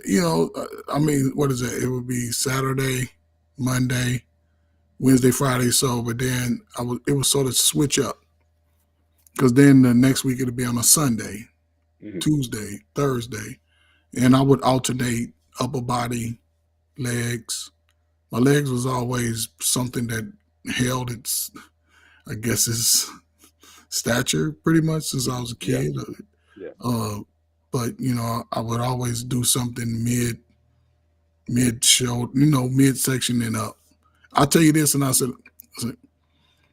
when I was my intensity really started to increase when I incorporated cycling in the Hmm. workout. I Hmm. love cycling, Right. and that sort of just cut down my stomach. Like 6 months in, I'm probably 2.5, 3 inches down, Hmm. just based off the intensity of that. Right. And I'm gonna share that with it. If anyone is ever interested in cycling, make sure you get the cycling shoes to go with the Yep. bike Yep. because you can't do it in regular sneakers. The sole is too soft, and then uh, cycle shoes, they have like a little metal The bracket clip. that Yep. clips into the cleat on the pedal, Yep. and the shoe doesn't bend, so all of your weight stays on that little bracket that snaps in, and it creates such a wonderful ride, and Yeah. it Yeah. gives you so yeah. And I was really into that. I even have a Peloton over here right now. It's just a coat rack because I'm trying to figure out what they're gonna do with me. But yeah, Hmm. man, when I got introduced to it, I loved it. I even bought me a bike, a 10-speed bike that I could take outside on the road. When my son was playing football, I used to ride like 12 miles between the time I drop him off and the time his practice is over. And I used to love it, man. And I really got into it. But I think you hit on some great topics, man. Frequency, how often, duration. Well, Right. how often do you train? Of course, duration, the time. The people, like you said, I've seen people go in the gym, they're in there for 4 hours, but they talk for three and a half. That's the thing too. Yeah. And again, you're not, because again, a lot of times you're not focused. Like I said, we talk about that plan, structure, and Yeah, whatnot. Certainly exercise should be in my view. I think it should be a minimalistic point of life. I mean, obviously, you can certainly get a lot of energy being around people, like-minded people. who your gym bros or your gym girls and whatnot, and certainly those can certainly be good environments to be around. But there's more life to live. Like I said, Hmm. I was probably putting in um, like 15 hours a week training, and then I reduced my training to under 2 hours. And the thing that when I started training this way, I was asking myself, well, what am I going to do with all this extra time on my hands?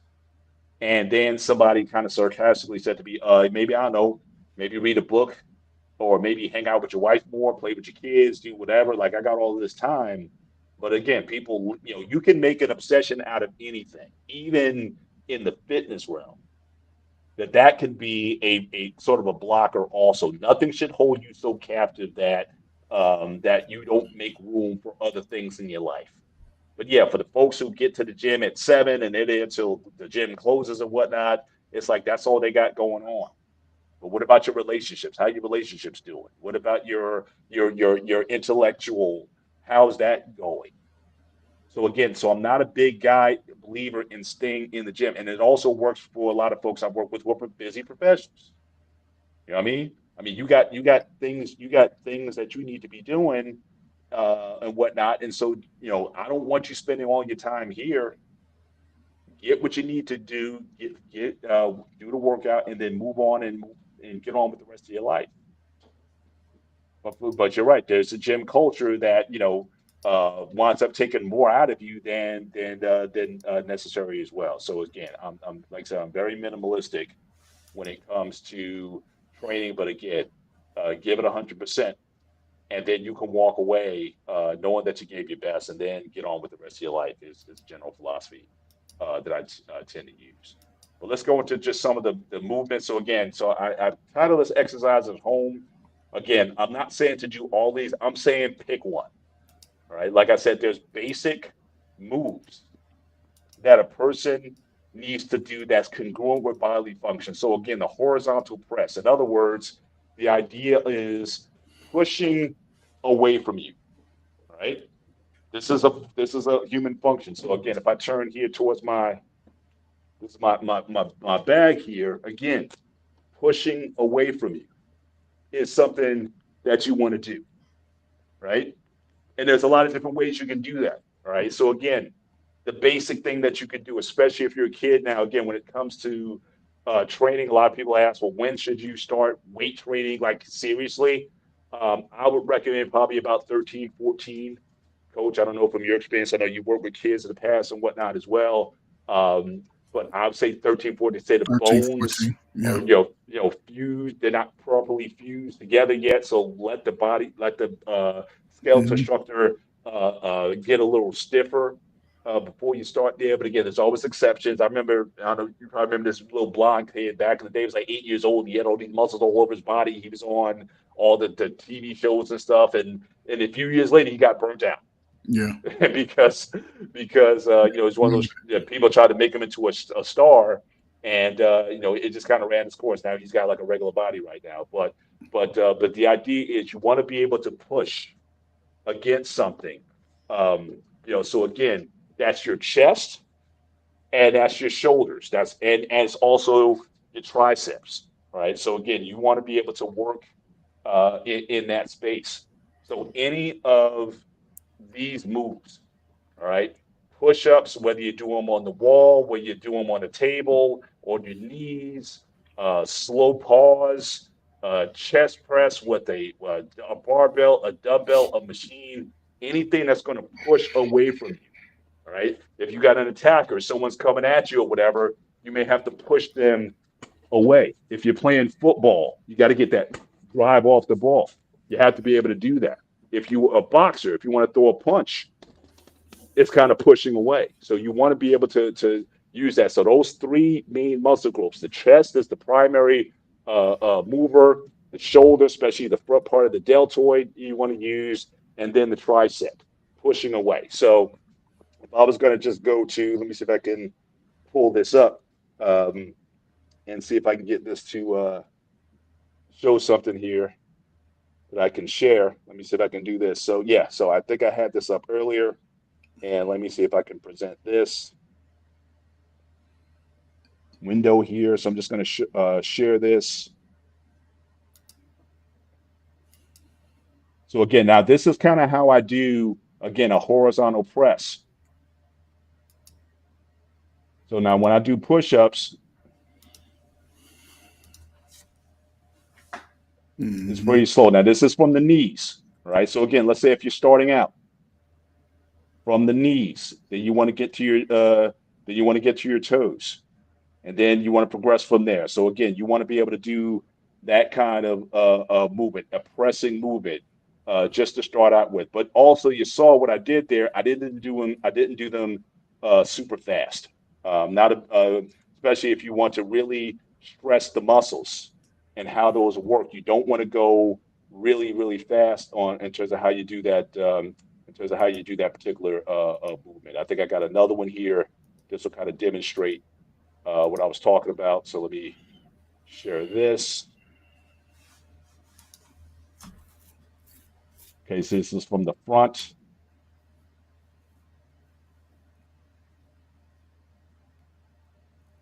See, a lot of folks don't do push-ups that slowly. So I'm controlling when I go down, but then explode up. So again, you want to work. There's three parts of it. Generally, on a pressing move, there's a concentric or a pushing aspect of it, and there's an eccentric, which is the lowering. You want to control and slow down that lower portion. You don't want it going so heavy or so fast that you introduce momentum into the movement. So you want to be able to limit that. So again, a pressing move. Now you can also do, just to kind of give you just a different take. Let me see if I can bring it up. This one.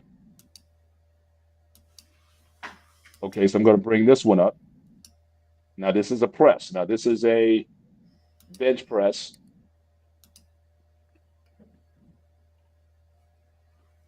So you see here, I'm controlling it down and then I'm pressing up.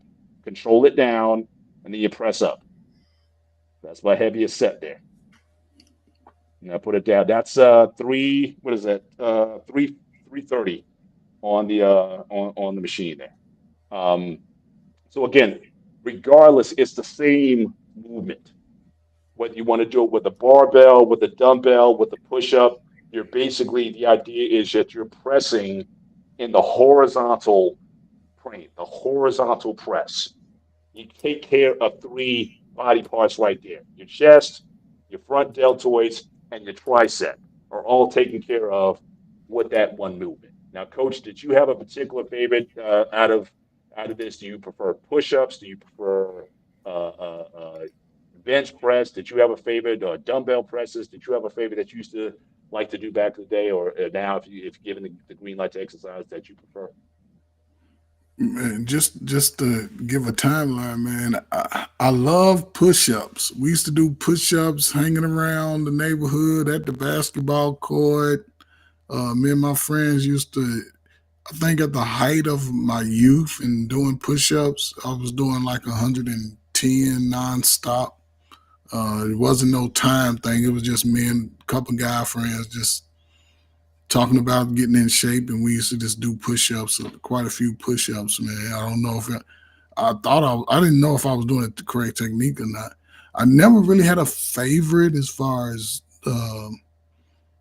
whether it was, I guess, as far as benching, incline, I would do traditional bench. I would do, I guess, regular hand. I would do some closed hand Close at a grip. lighter weight. Mhm. Wide arm, you know what I'm saying, incline. I would do some dips. You know, you hold on to a chair. If I didn't have no weights, I would just, when I got my arms behind me and just going down at the height of the chair, pushing myself up and down. I love doing those.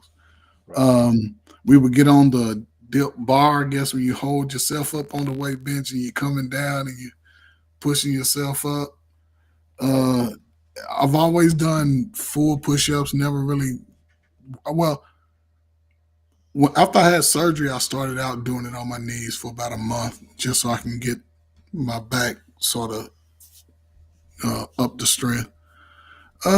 Slow pauses, maybe going down and about midway and holding myself out. Yeah, those are the ones that burn. Yeah, those, like I Yeah, said, because a lot of guys, you can get good at just banging them out, yeah, but when you slow it down, like if you do it this slow, yeah. It's hard.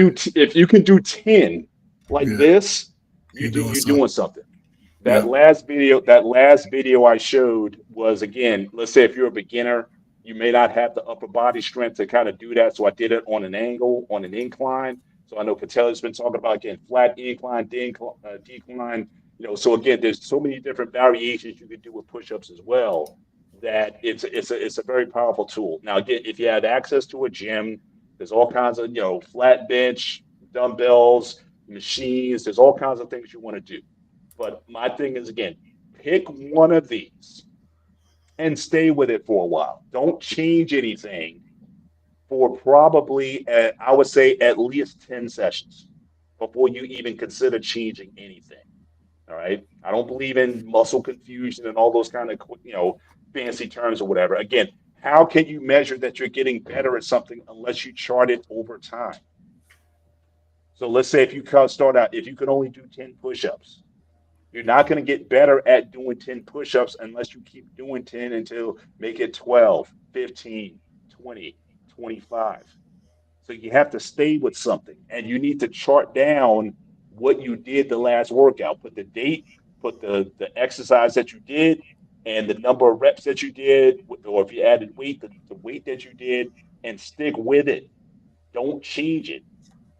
Again, a lot of people go and say, I feel like doing this today. I don't feel like instinctive training. Again, that's for like advanced bodybuilders and people who are really into it. Yeah. But again, I'm dealing with the general population. You don't need 5 exercises for chest. You're going to take care of about 85, 90% of what you need to do with your chest with a simple horizontal press. What you use, that could be personal preference, but don't go changing it up. So again, one exercise, stay with that exercise and see how you progress with it before you consider changing it. So that's the first one. The next one would be the horizontal pull. So again, pulling down. So again, one of the things that we do as human beings, we pull down certain things. So again, or we climb. That's your lats. So pulling down in a vertical position is what you need to be able to do. So again, things you can do: chin ups, back rows. You could do any kind of a horizontal row, a bent over row. Again, I think I got a couple videos here that show that. But again, those work the lats and certainly in the vertical plane. So let me go. Let's go here. Let's see. And let me pick one. What I got here. I got one.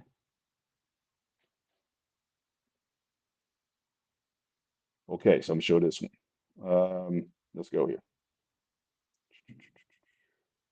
Share window. I'm only working with one screen here, too, guys. So that's what's also slowing me down a little bit. Usually, I'm not at my main setup. So again, this is a horizontal. This is a vertical pull. Oops, vertical pull. Blow it up. See here, nice controlled. I'm staying, keeping my body vertical. I'm controlling the weight down. I'm holding it in the contracted position. So again, on a pulling movement, you want to hold that weight for a couple seconds in the contracted position. You don't want to just yank it down. And I see a lot of guys at the gym, they'll pull the weight down, they'll lean back and just use their body weight to bring it down. But again, they're not doing it in this slow and controlled fashion. See, I'm controlling the negative, the eccentric part of the movement. And then I'm pulling it down again. See, now these are the work reps. This is where your mind matters. This is where it gets challenging. This is where you want to quit. This is where you want to say, okay, I think I did enough. But What I'm asking people to do is what I do myself. I don't ask of anybody what I wouldn't be willing to do myself here. So again, these, I think that's like my fifth rep. I think I do about 8 reps here. But these are the hard ones right here. These are the ones that separate, you know, uh, those who succeed and those who don't. So I'm really struggling here. And again, keep in mind, I have a fairly light weight on the bar. It's not like I got a ton of weight up there, but I'm really challenging it by slowing it down. No momentum in the move. So I'm really giving it everything I got until the very end. And now I'm tapped out. Now, the thing with these exercises as well, when I'm working out that intensely, I'm only doing one set of these exercises. I may do a warm up set just to get some blood flow. But as far as working sets, I'm only doing one set of a particular exercise. So again, when I talked about again, the workout should be intense, but it should be brief.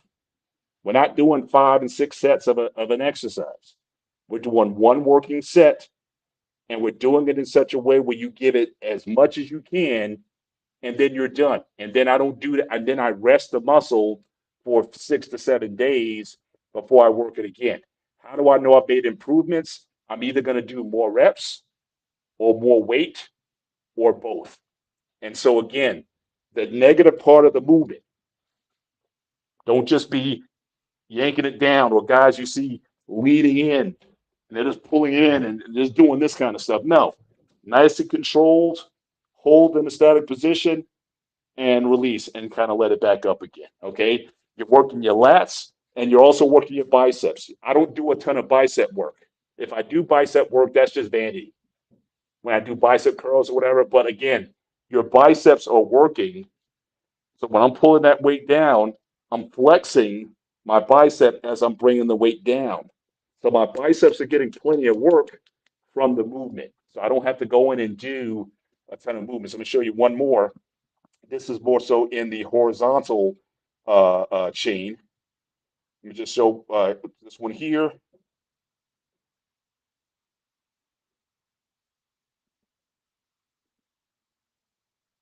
Okay, so this is a horizontal pull.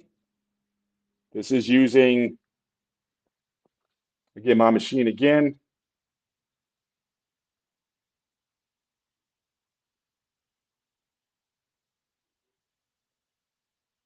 So again, you can use a dumbbell. Like I said, you can use a bag of groceries. You can use whatever you can get your hands on. Hold it in a contraction position, control it down. And then again,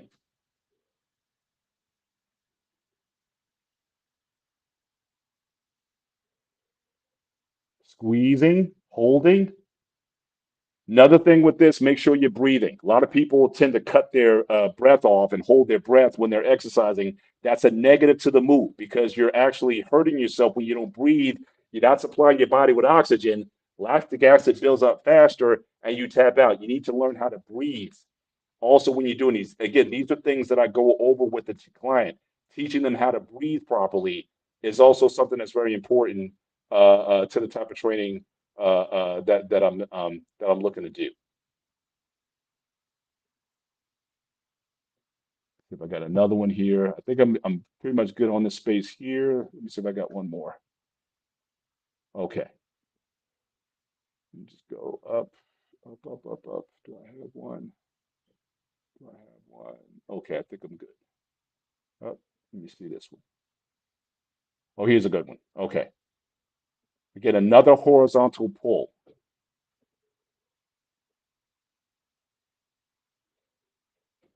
So this here, using a cable row. Again, slow movement, squeeze. Now this is working more the upper back, the trapezius, the rear deltoids, the rhomboids, but it's also working the biceps because my hands are in a supinated position. So my biceps are working. Hold that static position, squeeze, hold it, and then control it down. This is the pace that I work everybody out in. I don't do explosive, fast movements. I let the muscles do the work. I don't just go with the machines. So, Brother Bennett, Yes, sir. um, you know, your I guess your duration shows in your videos. Say if I'm the first timer, we sat down and we chopped it up. Are you asking me how much weight do I believe I can work with? No, that second session that we get together is called the baseline. So I'm going to show you, first of all, how to do the moves. We're going to do it in this slow, controlled fashion. And we're just going to play with some numbers. So I may put 15 pounds on there, 20 pounds on there. How you feel? How does that feel? Give me an estimate on a scale of 1 to 10. 10 being super heavy, 6 being moderately heavy, or whatever. We're going to work with that. Now, a Okay. lot of times what happens is, even once I do my baseline, what invariably happens is when we actually work out, the weight is always lighter than what they said it was. Mm-hmm. That's what I'm saying. So, like early on, they're so cautious about, yeah, okay, I think that's good enough. Yeah, okay, 50 pounds. When in reality, once they really get into it and do it the way I'm asking them to do it, they could have did 75, 80 pounds. So again, but we'll level set. We'll get that plane right as we go through sessions. I'll know more what they can do and what they cannot do. And a lot of times, what happens is that they will, you know, they'll even surprise themselves. Like they'll come in. I had this one lady. She came in. She said, like I put an extra 10 pounds on the leg press. She's like, I don't know. That looks too heavy. I don't know if I can do that. I said, one, I wouldn't put her on if I didn't think you could do it. And I got the numbers to demonstrate that you can do it. And then she did it. And then she Mm-hmm. surprised herself. Like, I can't believe I did that. So again, so the idea here is like I'm the one who's responsible for monitoring their progress over time. And so all I ask of them is just give me everything you got. And don't worry about going to failure or whatnot. Just give me 100% and leave the rest there. Now I think Atelia asked a question. Says you don't think eventually you need to change the exercises so you don't have the plateau effect. That plateau effect will not happen for weeks, if not months. But again, you can't measure progress if you change too frequently. And a lot of people change, quite frankly, the honest reason why a lot of people change up is because simply they're bored. And so, the idea here is stay with something. The problem with most people, they will not stay disciplined on a plan. Again, same thing with your diet or everything else. That's why bodybuilders, that's why I got so much respect for those guys, even though they may be doing some things that are dangerous. But again, it takes discipline to eat uh, uh, plain chicken and broccoli and rice 5 times a day. That takes discipline to do that. And a lot of people just don't have that discipline. But my advantage, the one thing that I do use as a motivator is the progress that they're making. So when they see those numbers go up from workout to workout, adding 2 pounds, adding 5 pounds from workout to workout, they see that progress from where they started. And then 3, 4 months later, I'm doubling their output. They're like, wow, I did that. So then that's for them, that's a motivation for them to stay with it. But again, that motivation ultimately has to come from them. I can only motivate so much. I'm not in their face yelling, come on, give me another one, give me another one. I'm not a yeller. I don't do it. I coach them through the movement. If they're going too fast, I say slow it down. If they're not engaging the right muscles, I say engage it, the muscles, the target muscles that are in play. I'm coaching through the entire movement from start to finish until they get to that failure point that I'm looking for. But yeah, but that's the problem with a lot of people. It's like, oh, this is boring. But again, people work out halfway and they change up too quickly. Most people, they make those New Year's resolutions and they say, I'm going to get in shape in January. By March, they're gone. And then they complain that they cannot lose weight or they cannot change their body image or something to that effect. So again, discipline is important when you're doing this. And not everybody has that. And like I said, I'm not going for numbers. I'm going for the folks who, if you see what I'm doing. If you see that it is valuable, then come see me again. So you have to be able to do that. They're saying your muscles will ask for more food intake when you're bodybuilding. Yeah, and with this, I'm not asking people to force feed. I'm not asking you to put on weight unnaturally or overeat. But again, but certainly, are there some macros that I shoot for? And again, we may talk about that in future videos. I know we've been grinding here for an hour 45. We're going to wrap this show up soon. Well, again, in future shows, we may start talking about nutrition. Again, not my favorite subject, to be honest, because there's so many philosophies on nutrition: keto, vegan, vegetarian, pesco, Mediterranean. There's so many diets out there and whatnot. I tend to keep it simple. You'll see that in subsequent shows. But the idea here is, again, I'm just working for people to do things. Like say, okay, so overhead press, right? So pressing overhead, picking something up and putting it on the shelf. Overhead press or climbing overhead, having strong not only front delts but also side delts as well.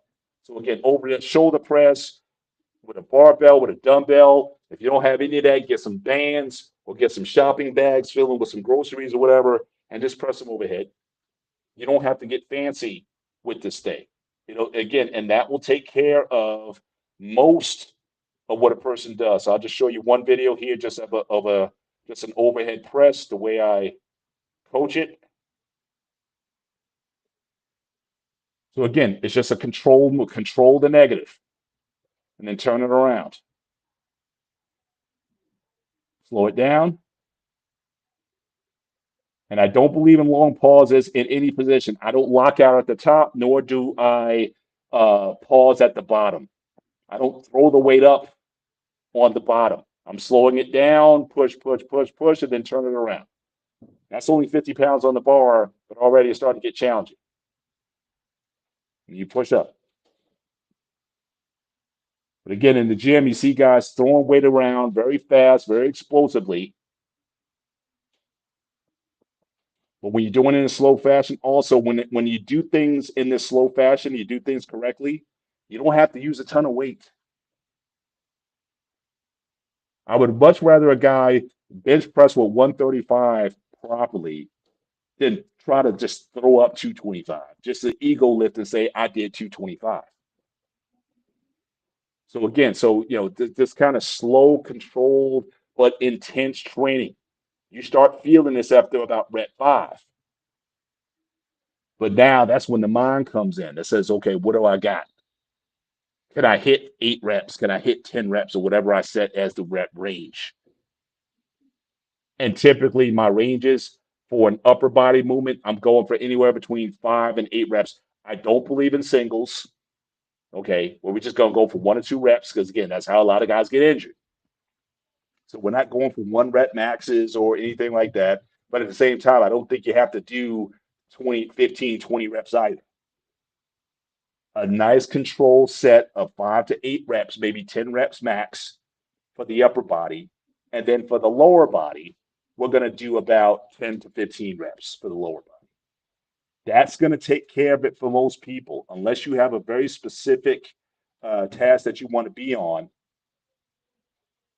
That's going to do it for most people. So again, leg work, again, pick your exercise. But generally speaking, for most people, you just want to be able to get up and sit down without pain or without stress. You want to be able to go on the toilet and get up on your own power. Or if you're in your car, or if you're on your couch, you want to be able to get up and walk without assistance. So any kind of pressing movement. So a leg press, body weight squat. All right. If you're uncertain about your balance or whatever, use a chair. Right. Slow pause at the bottom of the movement. You could do single leg. You could do lunges, dumbbell squats, all kinds. Pick one. You don't have to do them all. But again, the same principles apply. So if I was to take think I just got one video here. This was from a recent leg press that I did over the weekend. This was no, actually on Tuesday night I did Tuesday night I did this.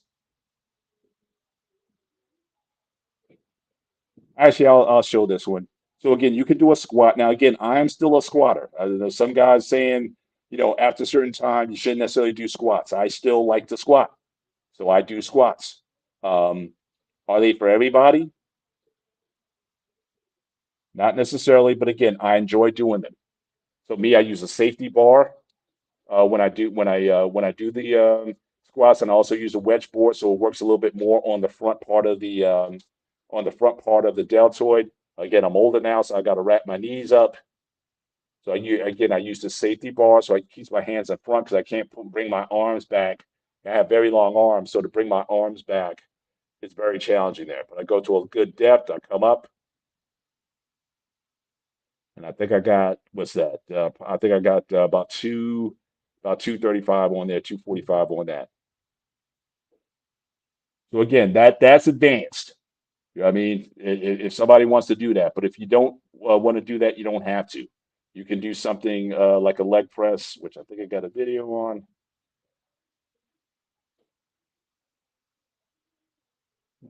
Nope, let me show this one. For some reason, it's not giving me preview, so that's why I can't see this. Okay, so this is a leg press. Now, again, this is after I did a heavy set, and then I lightened up the weight, and I did it very slowly. This is only 140 pounds, but I did 240 pounds on the previous set. But I'm doing it very slow, 145 on the bar. Very slow. See, a very slow negative, and then drive through on the positive. I don't lock out the knees at the top, and I don't pause at the top. I keep moving all the time. Drive to the heels, extend to the quads, rotate down to the heels. Good range of motion, drive, extend, and then turn her around. Again, try doing this with a heavy weight. You won't even be able to pick it up. So again, with a light weight, I could do a lot more weight if I wanted to, but I'm slowing it down intentionally to make the muscles work harder. I'm not interested in lifting weights. I'm not interested in how much is my bench. I'm not interested in those things. That's a young man's game. I'm about longevity.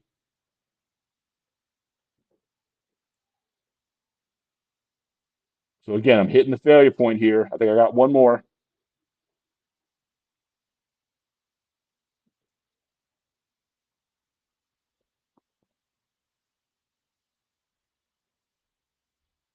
I think I had one more than I thought I had. So again, I make a lightweight heavy by slowing it down.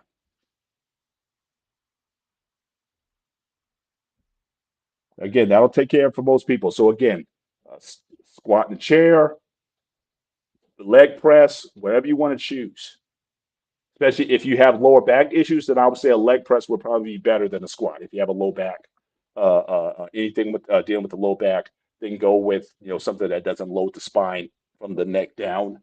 Keep it below the waist. That's why you might want to take a barbell in between your legs and then do a squat in between your legs. That'll work well as pretty good as well. But again, stay consistent with it. Last one here is on the core. To me, there's only a couple exercises that really that I do here that I'll teach. I'll either do a plank, and again, you can do them from the knees, you can do them from the push-up position. Um, I can't stand hack squats. I do them on occasion, can tell you. I can't stand hacks, right? So I don't do hacks. But again, that's what I'm saying for most people. Pick something that you can stick with and stay with it and train hard with it and see the progress. If you hit a plateau, then you might want to change it up and do something else. I've done hack squats, I've done sissy squats, I've done leg extensions, I've done leg curls, I've done all kinds of different movements. But again, you only need a couple. Unless you're doing something specific for sport, or if you are trying to be a bodybuilder, you're trying to overdevelop certain muscle groups, you want every muscle to show, then yeah, you might want to go through a variety of movements. But for most people, If you're 80 years old, you don't need to necessarily be doing all of those all of those movements. But here for the core, there's only two that I really value. Everything else that people consider to be ab exercises are really hip flexion exercises. The abs are meant to do one thing. They're meant to simply contract the abs forward. Contract the abs forward. So with that, I only recommend a couple things. You could do a plank, which will certainly work your core and tighten up your core, or you could do an ab crunch. Whether you want to do a weighted crunch or on a decline and an incline, wherever you want to do it, a simple ab crunch is generally enough. Not sure if I have a video for that. I think I may have one video, and this one I do on my machine. Let me see if I can find this.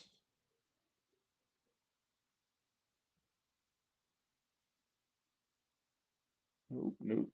Do I have it? Do I have it? Planks or what? Can tell you. Yeah, like you got no words for you got no words for planks. I'll put my wife through planks too. She can't. She hates them. So don't have a video here for it, but usually what I'll do is I'll take a cable. So on my machine, I'll take a cable from the rear.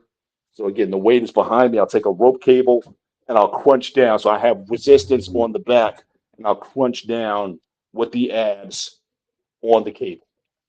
And that's basically what I do for for abs. I don't do a lot. I don't think you got to do 500. Now, coach, when you were in the military, didn't you have a for you say hanging leg raises are great for abs? I think abs are a secondary mover in that move. I see a lot of people do them, but ultimately, you're working your hip flexors are doing most of the work. The abs are just along for the ride. I would rather just work the abs. So that's why I don't do a lot of hanging leg, any kind of leg raises or whatnot. I may do some mat pikes, which is essentially a modified crunch. But anything with the leg raises, it's the hips that are primary movers, not the abs. But coach, when you were in the military, did you have like a certain amount of sit-ups that you had to do in a certain period of time, or what were those fit tests like? Oh yeah, in the fitness test, it was 2 minutes for push-ups. You have to do if, and it went to certain, I guess, your score levels. The more you did, the higher your score. Your max score could be 100%, but depending on your age, you had to max that amount of push-ups and sit-ups. Mhm. So if I was 22, I think my max was like 88, something like that, push-ups within the two Right. minutes. And sit-ups, I think it was close to the same number. It's 80, 82. It was real close. So in order to max my amount, to get the maximum amount of points, I have to do 80 something Wow. sit-ups within 2 minutes. That's got to be brutal. What Uh, did you hate? What did you dislike the most? The sit up. I would think the sit ups would. I hated the run. I hated the run, man. The push-ups and sit-ups came easy. I've always been doing push-ups and sit-ups almost every. But when it came to that two mile run, hey man, I was happy with my 14 minutes and 30 seconds. That was my fastest Now, time. did you have to do that I wasn't gonna. with like wearing something like a weighted vest or something? No, you just got your regular little PT uniform Hmm. on. Depending on the weather, they gave us jogging suits, top and Right. bottom, so you could have that on. But yeah, or you just t-shirt and Right. shorts. Yeah, you ain't wearing nothing. Now this new modified PT test, it's like a circuit Hmm. training, and the soldiers are not as in good shape as they were when I was in the service. I went to base today, as a matter of fact, of Fort Knox, and I met some young soldiers. They in a cadet school, going from enlisted army to officers. And man, they sitting around. These guys are young, man. They all. I'm looking at them and looking at me. I'm like, man, I look just as good as y'all. They ain't got the core. The core is different. They ain't have that solid core. They don't have no, you know, yeah, they got their stomach is just about as big as mine, man. I was like, yeah, They need to bring back the old PT test. Put them in that 2 minute drill, push ups, sit ups, take a 15, 20-minute break. Now we go put you on this 2 mile run. And yeah, I had a ranger buddy. Me and him came to Fort Hood together. Man, he used to run the 2 miles in like 11 minutes. And then he would circle back around and come and pick me up. Right. Yeah. Yeah. So Although, yeah, I didn't have any. Although one thing I do wish that, just given the state of modern warfare today, I think I would value being strong versus being having endurance. And again, I don't know how you feel about that. I mean, when you got to go run all these miles and equipment and what, I mean, you have vehicles. I mean, this isn't like the 1800s. You know, you got vehicles that are going to basically take you where you need to go, for the most part. So being physically strong, I mean, especially if you're going to go one on one with somebody, is the running going to be more an advantage, or you being stronger physically? Is that going to be more of an advantage in the military, in the field, at least in modern times? Yeah, What's your but thoughts on that? the, I wouldn't put one over the other when it comes to that, right? Because if you use your training properly, you can still defeat the strongest man. There are some cases where you may encounter hand-to-hand combat, Mhm. and your strength won't get the job done. You're going to have the skill, and even in training, even I guess even as a soldier, yeah, they may take you to a certain point, but if you were going to engage, you're going to be walking for the most part. Mhm. You ain't gonna get drove out, Yeah, but you're not going because to be running. they But you're try to not going to keep. be running. Like, are you going to? No, Yeah. no, you're gonna run if they say get to checkpoint B and you got 30 minutes and you 2.5 to 3 miles away, you're going to have some element of running and walking with your rucksack, which will probably weigh 60 pounds or more. And you have to have your weapon sort of at arms ready. So you like, So that's my thing. So why not, if you're going to do those things, why not do those things wearing those items? Like if you just you if may, you just ran, you know what I'm saying? If you just ran in your shorts and in t-shirt, is that really gonna make a difference to when you put 60 pounds of body armor on you and equipment, and your rifle, which probably weighs like 12, 15 pounds? You're gonna yes, wear. it made the So I'm saying, it so made a why big not difference. train more with that? Because that's more likely the scenario which you're going to be in. You're not going to be in your shorts and your t-shirt, when you make this run. I mean, again, you get conditioned to task. If that task involves, just like we were talking with the sumos last night, yeah, these are strong guys, these are powerful guys, but you got to put some football pads on them, and you're going to have them in a condition that's more like the NFL in order for these guys to perform. So my thing is, and this is in any sport, I'm not just picking here, boxing the same way. I think running in boxing is useless because again, it doesn't help you when you're in a ring. I mean, how many guys you've seen? You do all that running, all that road work, getting up at 5 a.m. and running 3 miles. You get in the ring, you exhausted after 2 rounds. Wouldn't it have been better if you Look, simply box and spar for more rounds and in something that's more combat or boxing mode than doing something that's not necessarily going to transfer to the ring? but Brother Bennett, the thing about boxing, you don't want to condition your body to be beat up before the fight. Your body still has to have time to recuperate. So running and when I was a kid, it was crazy. The trainer of Muhammad Ali's one of his first Mm-hmm. trainers was at the rec center in my Mm-hmm. neighborhood, and he trained everybody under those same, uh, I guess old school style traditions. You get in your roll work. It what I found is that it does help with your stamina over the long haul of a fight. It does come into play, especially after you're getting punched so many times. and that's where your sparring comes in. But the the outcome of the fight would only 9 times out of 10 it depends on your hand and feet Well, like I speed said, together. that's a skill. But So just running, you can't get hit for running statically over a portion of time. Like I said, I'm still to me the math is a math. That's always been a peeve of mine. I'm thinking you should be in a ring. First of all, if you're boxing, I mean, the guy is to certainly score on your opponent and possibly end the fight as quickly as possible. But the idea here is, again, to marathon run, or the way that these guys do it for so much time, that's not, like I said, certain protocols. It's not going to. It's the same thing as even in the protocols that I gave. It's one thing to do chin ups. It's another thing to do a pull down machine. Just because you can pull the rack, I know guys who can pull the rack on the lat pull down machine, and they can't do 5 chin ups. The only way you get good at chin ups is to do chin ups. And so a lot of times when it comes to boxing, if you want to talk about condition, to throw punches continually, to move, all this has nothing to do with running. You know what I mean?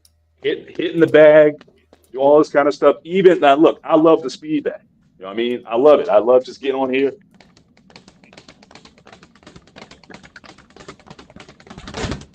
I love doing that. That's cool to me. I just like the activity. Is it going to help me be a better boxer? I don't know. That's those are things. But again, but that's part of the lore. It's part of the tradition. There's jumping rope. There's the road work. There's the heavy bag. There's the speed bag. There's all those kind of things. But I think there's only certain things that actually transfer into your ability in the ring. And as much as I love these other activities and find them, again, I will put them in that skill set. See, speed bag is a skill. And to get good at it, you got to do it on a regular basis. Now, the stuff that does work, the stuff that matters, is the heavy bag. Learning how to throw your punches, where do you set your feet, how do you throw the angles, how do you get your waist into the punch. Those are the things that really matter in a fight. So again, I'm going to put a lot more emphasis on this. But who cares if I can work the speed bag, you know, like this? Is that going to really matter when I'm in the contest? So that's always something I'm asked. That's just a general question. I've been on panels. I've asked guys over time. Some guys are, like I said, very traditional with it. It says you can't take those things out of boxing or MMA or whatever you're doing. Sometimes I just say, why not? Can we do some other things to help you get ready for the contest? But that's a side note. I wanted to derail the conversation, but that's basically it, guys. So again, there's 5 major areas. So just to review again, I think I might have messed up one of those slides, so I'm just going to review it here. So the first thing you want to be able to do, you want to be able to do a push. Again, congruent body function, pushing something. All right. The next thing you want to be able to do is pull something vertically down. All right. The next thing you want to do, and this is why I didn't put the emphasis in the slides, that should have been a vertical pull. I had the chin ups in a vertical pull. It actually should, in a horizontal pull, it actually should have been a vertical pull. So a vertical pull to work the lats. Then you want a horizontal pull to work the upper back, the rhomboids, the deltoids, traps in the back. Horizontal pull. All right. Then you want to do some. Then you want to do some leg work, and you want to do some core. 5 activities, 5 segments. Pick 1 or 2 exercises max from each one of those. Thing that you can do it safely, but you can do it intensely without hurting yourself. And that's going to get it for most people. That's fitness 101. You can get to the 200 level courses and 300 level courses. You can go to Athlete X. He's the Grand Master. He's got course 999 over there if you want to go into that. But for most people, you're just trying to be a bit stronger. You want to have healthy function, especially when you turn older. When you're 50 plus, like me and Coach are. Again, I'm not trying to break any records. I'm not trying to injure myself any more than I have. And so, so the thing is, how do we stay healthy and how do we have longevity in our latter years so we can be strong enough? Like I said, I want to be able to go when I get to sit on the toilet. I want to be able to get up without aid. I don't want to install one of those bars on the side where I got to lean on it in order to get up. So it's just certain things like that you just want to be able to do in your life. When I in my car, can I get out of my car and stand up and get moving without a whole bunch of assistance? Those are things that I think most people need to do. So that's basically, again, that's 101. It's my philosophy, certainly to training. I believe in intensity. I believe in training to failure. I believe in safety. But I also believe that, again, fitness, it's a part of your life. It shouldn't be all your life. Go out and do some other things. If you're spending 10 hours plus in the gym, maybe that might be, but if you got the time, fine. But find other things in your life to be able to do also. Right. And also, like I said, the big point again, growth happens in rest, not the workout. More workouts don't necessarily mean that you get stronger or fitter or whatever. They can be counterproductive over time if you're not getting the right sleep, if you're not getting the right nutrition. Give your body chance to grow and get stronger before you go slamming it again, and see what kind of results that you get. So that's really kind of what I want to share tonight. Again, you know, uh, just wanted to appreciate everybody there. I can tell you, see, like you've been a real pro. I don't know if you've been in a a professional setting. I don't know if you've done bodybuilding or if you or a competitive bodybuilder or fitness athlete, but it seems like you've had an athletic background. So certainly your contributions tonight. Really appreciate you being part of this conversation. Tonight and everybody who's participated. And again, if you have any questions, guys, hit me up. I'm Paul T. Bennett at Instagram. You guys can certainly reach out to me any questions that you may have in terms of training or anything that I might be able to give. But really appreciate this tonight. But definitely, Coach, as we kind of wind down the show, any comments on your end or any projects that work for you? I've been kind of heavy-handed on what I do, but certainly you're valuable in this space too, and so I want to make sure that you have the opportunity to share. No, man, you listen, man, you did a great show, man. Appreciate you sharing that intimate part of your regiments and workout, man. I think it's much needed. I think again, technique is highly important. I've always preached technique whenever I coach a sport and just preparing for that sport. I even prepare to work out. I'm gonna stretch my arm, whatever I'm gonna work out, I'm gonna stretch. And even, I just do it from head to toe pretty much. I'm gonna get my wrists and my arms and shoulders, even if I'm working on legs, because I still have to use my back. I'm gonna do my back, and I'm gonna do pretty much everything I need to do Now, to you prepare you for stretch that. cold? You Hmm. stretch cold, or do you work out first? You stretch before you work out? I stretch. I have to stretch before I work Okay, out. all right. My own I've always I done get that. my only thing again, especially since we're a little bit older. Again, they say you can't pull a cold rubber band. Just be a little bit warm. I would say if you could warm yourself up a little bit before you do that. Just a little advice, a little running in place. So you say you do a little spin Maybe some cycle, jumping jacks or that, or something. even get on. You said you got your Peloton. That might be a great reason to use your Peloton just to get on, I got to stretch just out. just just get just a few minutes, and you're not going super hard. You're not getting up and riding on it like that or whatever. Just to get some circulation going before you stretch. Get your body warmed up a little bit. Your body's going to be a little bit better off. But when you stretch cold, a lot of times, especially again as we get older, these muscles get a little less elastic, and so that'd be the only thing I would just as an advice, and just just warm yourself up. Give yourself 5-10 minutes just to get your heart rate up to around for you probably about 100 beats a minute, 110 beats per minute. Kind of get into that and then get into your stretching.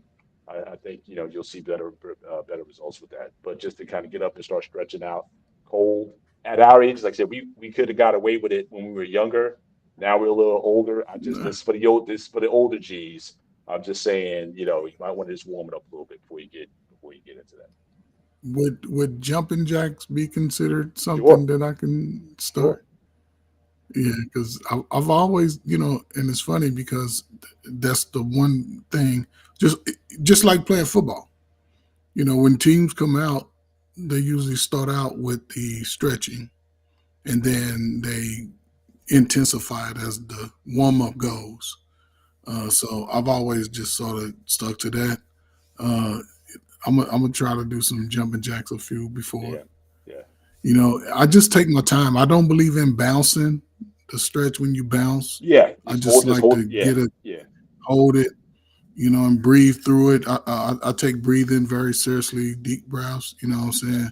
I'm always working with my wife, like just breathe. mm. Because like you said, you stop the oxygen You to your brain and you be done when passed you do out. that, yeah, and You that's know, always a negative. When you got to learn how to breathe. You breathe you more when got it to gets breathe harder, through it. not less. And that's always I'm telling people: breathe, breathe, breathe as you do it. When you count Yeah, but no, a steady man. walk as a warm up, yeah, it's like I said, you just want to get that heart rate up, into the low 100s a little bit before you kind of get really. Or now again, when I train people, I don't have to do a lot of warm ups because those first few reps are the warm up. So when we're doing them like this slow, like early on, it's like, oh, this is pretty light. I can do this. But again, wait till you get around rep Hmm. 4, 5, and 6. Now it starts to get challenging. So the muscle is warming up as you do it. But if I'm gonna these days, if I'm gonna go for like that heavy 330 that I showed in the video, if I'm gonna do that, I'm not gonna do that cold. I'm gonna do a couple warm up sets, maybe 200 and maybe 290, kind of get warmed up a little bit, and then I go for the heavy stuff at that time. But certainly you just want to get some circulation going. And what I also love to do, I love to do hangs. I love to do vertical hangs from a from the ceiling. In fact, I may show that as we start to close out the show. Let me see if I can get this guy on. What I got here? I'm gonna put myself back up here if I can do this. Where am I? Where am I?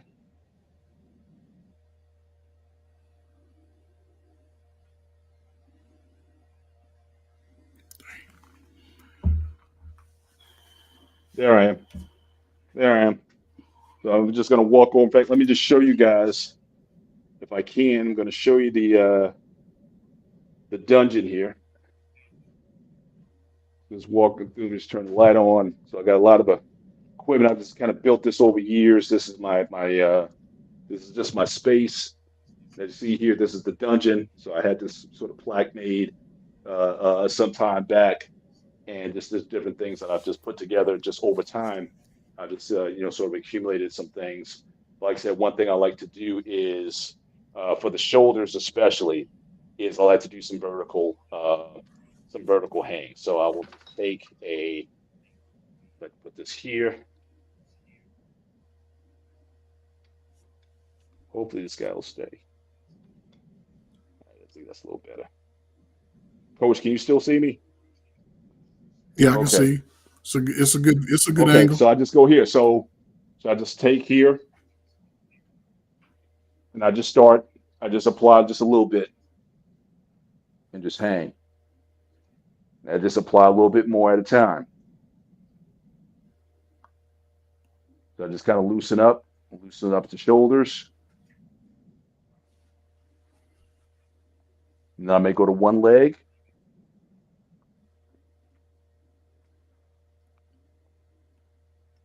and then I go to two legs, and I just hang. And I just may set it sometimes 10 seconds, 15 seconds, 20, up to 30 seconds. And this kind of really helps just to warm up the shoulders, you know, and do some rotations and whatnot. Now I can get into the stretching, get a little more rotation, and now I get myself kind of ready. Then I get myself ready to go. But yeah, but this is the lab. So again, I'm a Rutgers alum. I'm a diehard Steelers fan. I'm a Yankees fan. I'm a Steelers fan, as you guys know. Celtics fan. These are all my attachments, weight belts and straps and whatnot. So yeah, so this is just like my little. So again, I encourage friends, especially. I'm always encourage people. You can come here and train anytime you want to. Problem is, a lot of times though, they don't like to come. I don't know why, but I like to. I like to get it in. So this is kind of like this is like what I like to do. So, but with that, I think we can certainly come to the end of the show. Certainly, any final thoughts on your end, Coach, as we close this out? No, man, great show, man. Great demonstration, man. Again, man, just salute to you, man, bringing us into your dungeon, man, and showing us the importance of working out and also the benefits and how you can prevent injury, and gain the muscle that you're looking at. I'll just say this, man. Anybody who wants to begin any workout, don't put a time limit on it. Just start at whatever level you are and just put in the work, continue work, increase it over time, add, I guess, steps to it, try something different, train, work out different parts of the body muscles, you know. So just grow proportionately. I don't want to see no big chests and little calves. Just grow proportionally. Work You on don't your look like legs. you don't look like an ant. You don't look like a bumblebee. You know what I mean? Yeah, The big body and little legs, little arms. so proportionately work your body out, and again, don't put a time on it, man. Just be consistent and it'll all work For out for you. sure. No, great For show, man. sure. Again, well, really appreciate you guys being on. Yes, Steeler Nation all day. Haven't talked to you about the Steelers, like I could tell you, but again, we got Aaron Rodgers. I'm just gonna ride. I'm just gonna take the ride, and we'll just see what happens. So again, black and yellow all day. See, I got my terrible towel in the back here, so I'm always representing with Steeler Nation. So this is definitely something I appreciate. But again, we appreciate you guys for again taking the ride with us, and in this different format, Absolute continue. and hopefully we can do more shows like this. And thank you, appreciate that. That we can do more shows like this in this fashion, do more instructional things in real time, and certainly. But it's just been a good, I think, test run, and definitely looking forward to more content. So with that, unless Peter's in the back, we're gonna close this show out. And that, but again, thank you guys again for joining us tonight. And unless he does so, I'm just going to do our typical signing out and look forward to more shows coming up for the Sparta HQ Network. Certainly going to have a show, the Hangout Show on Saturday night. It's coming up, the Great Area on Sunday. So looking forward to those, have those conversations, and of course, Sparta Arena the following Tuesday night. So make sure you guys tune in on that. Make sure you hit the like button, certainly as we leave the show tonight. And and so until our next time, take care. God bless. Train hard, but train smart. We'll see you next time. Good night.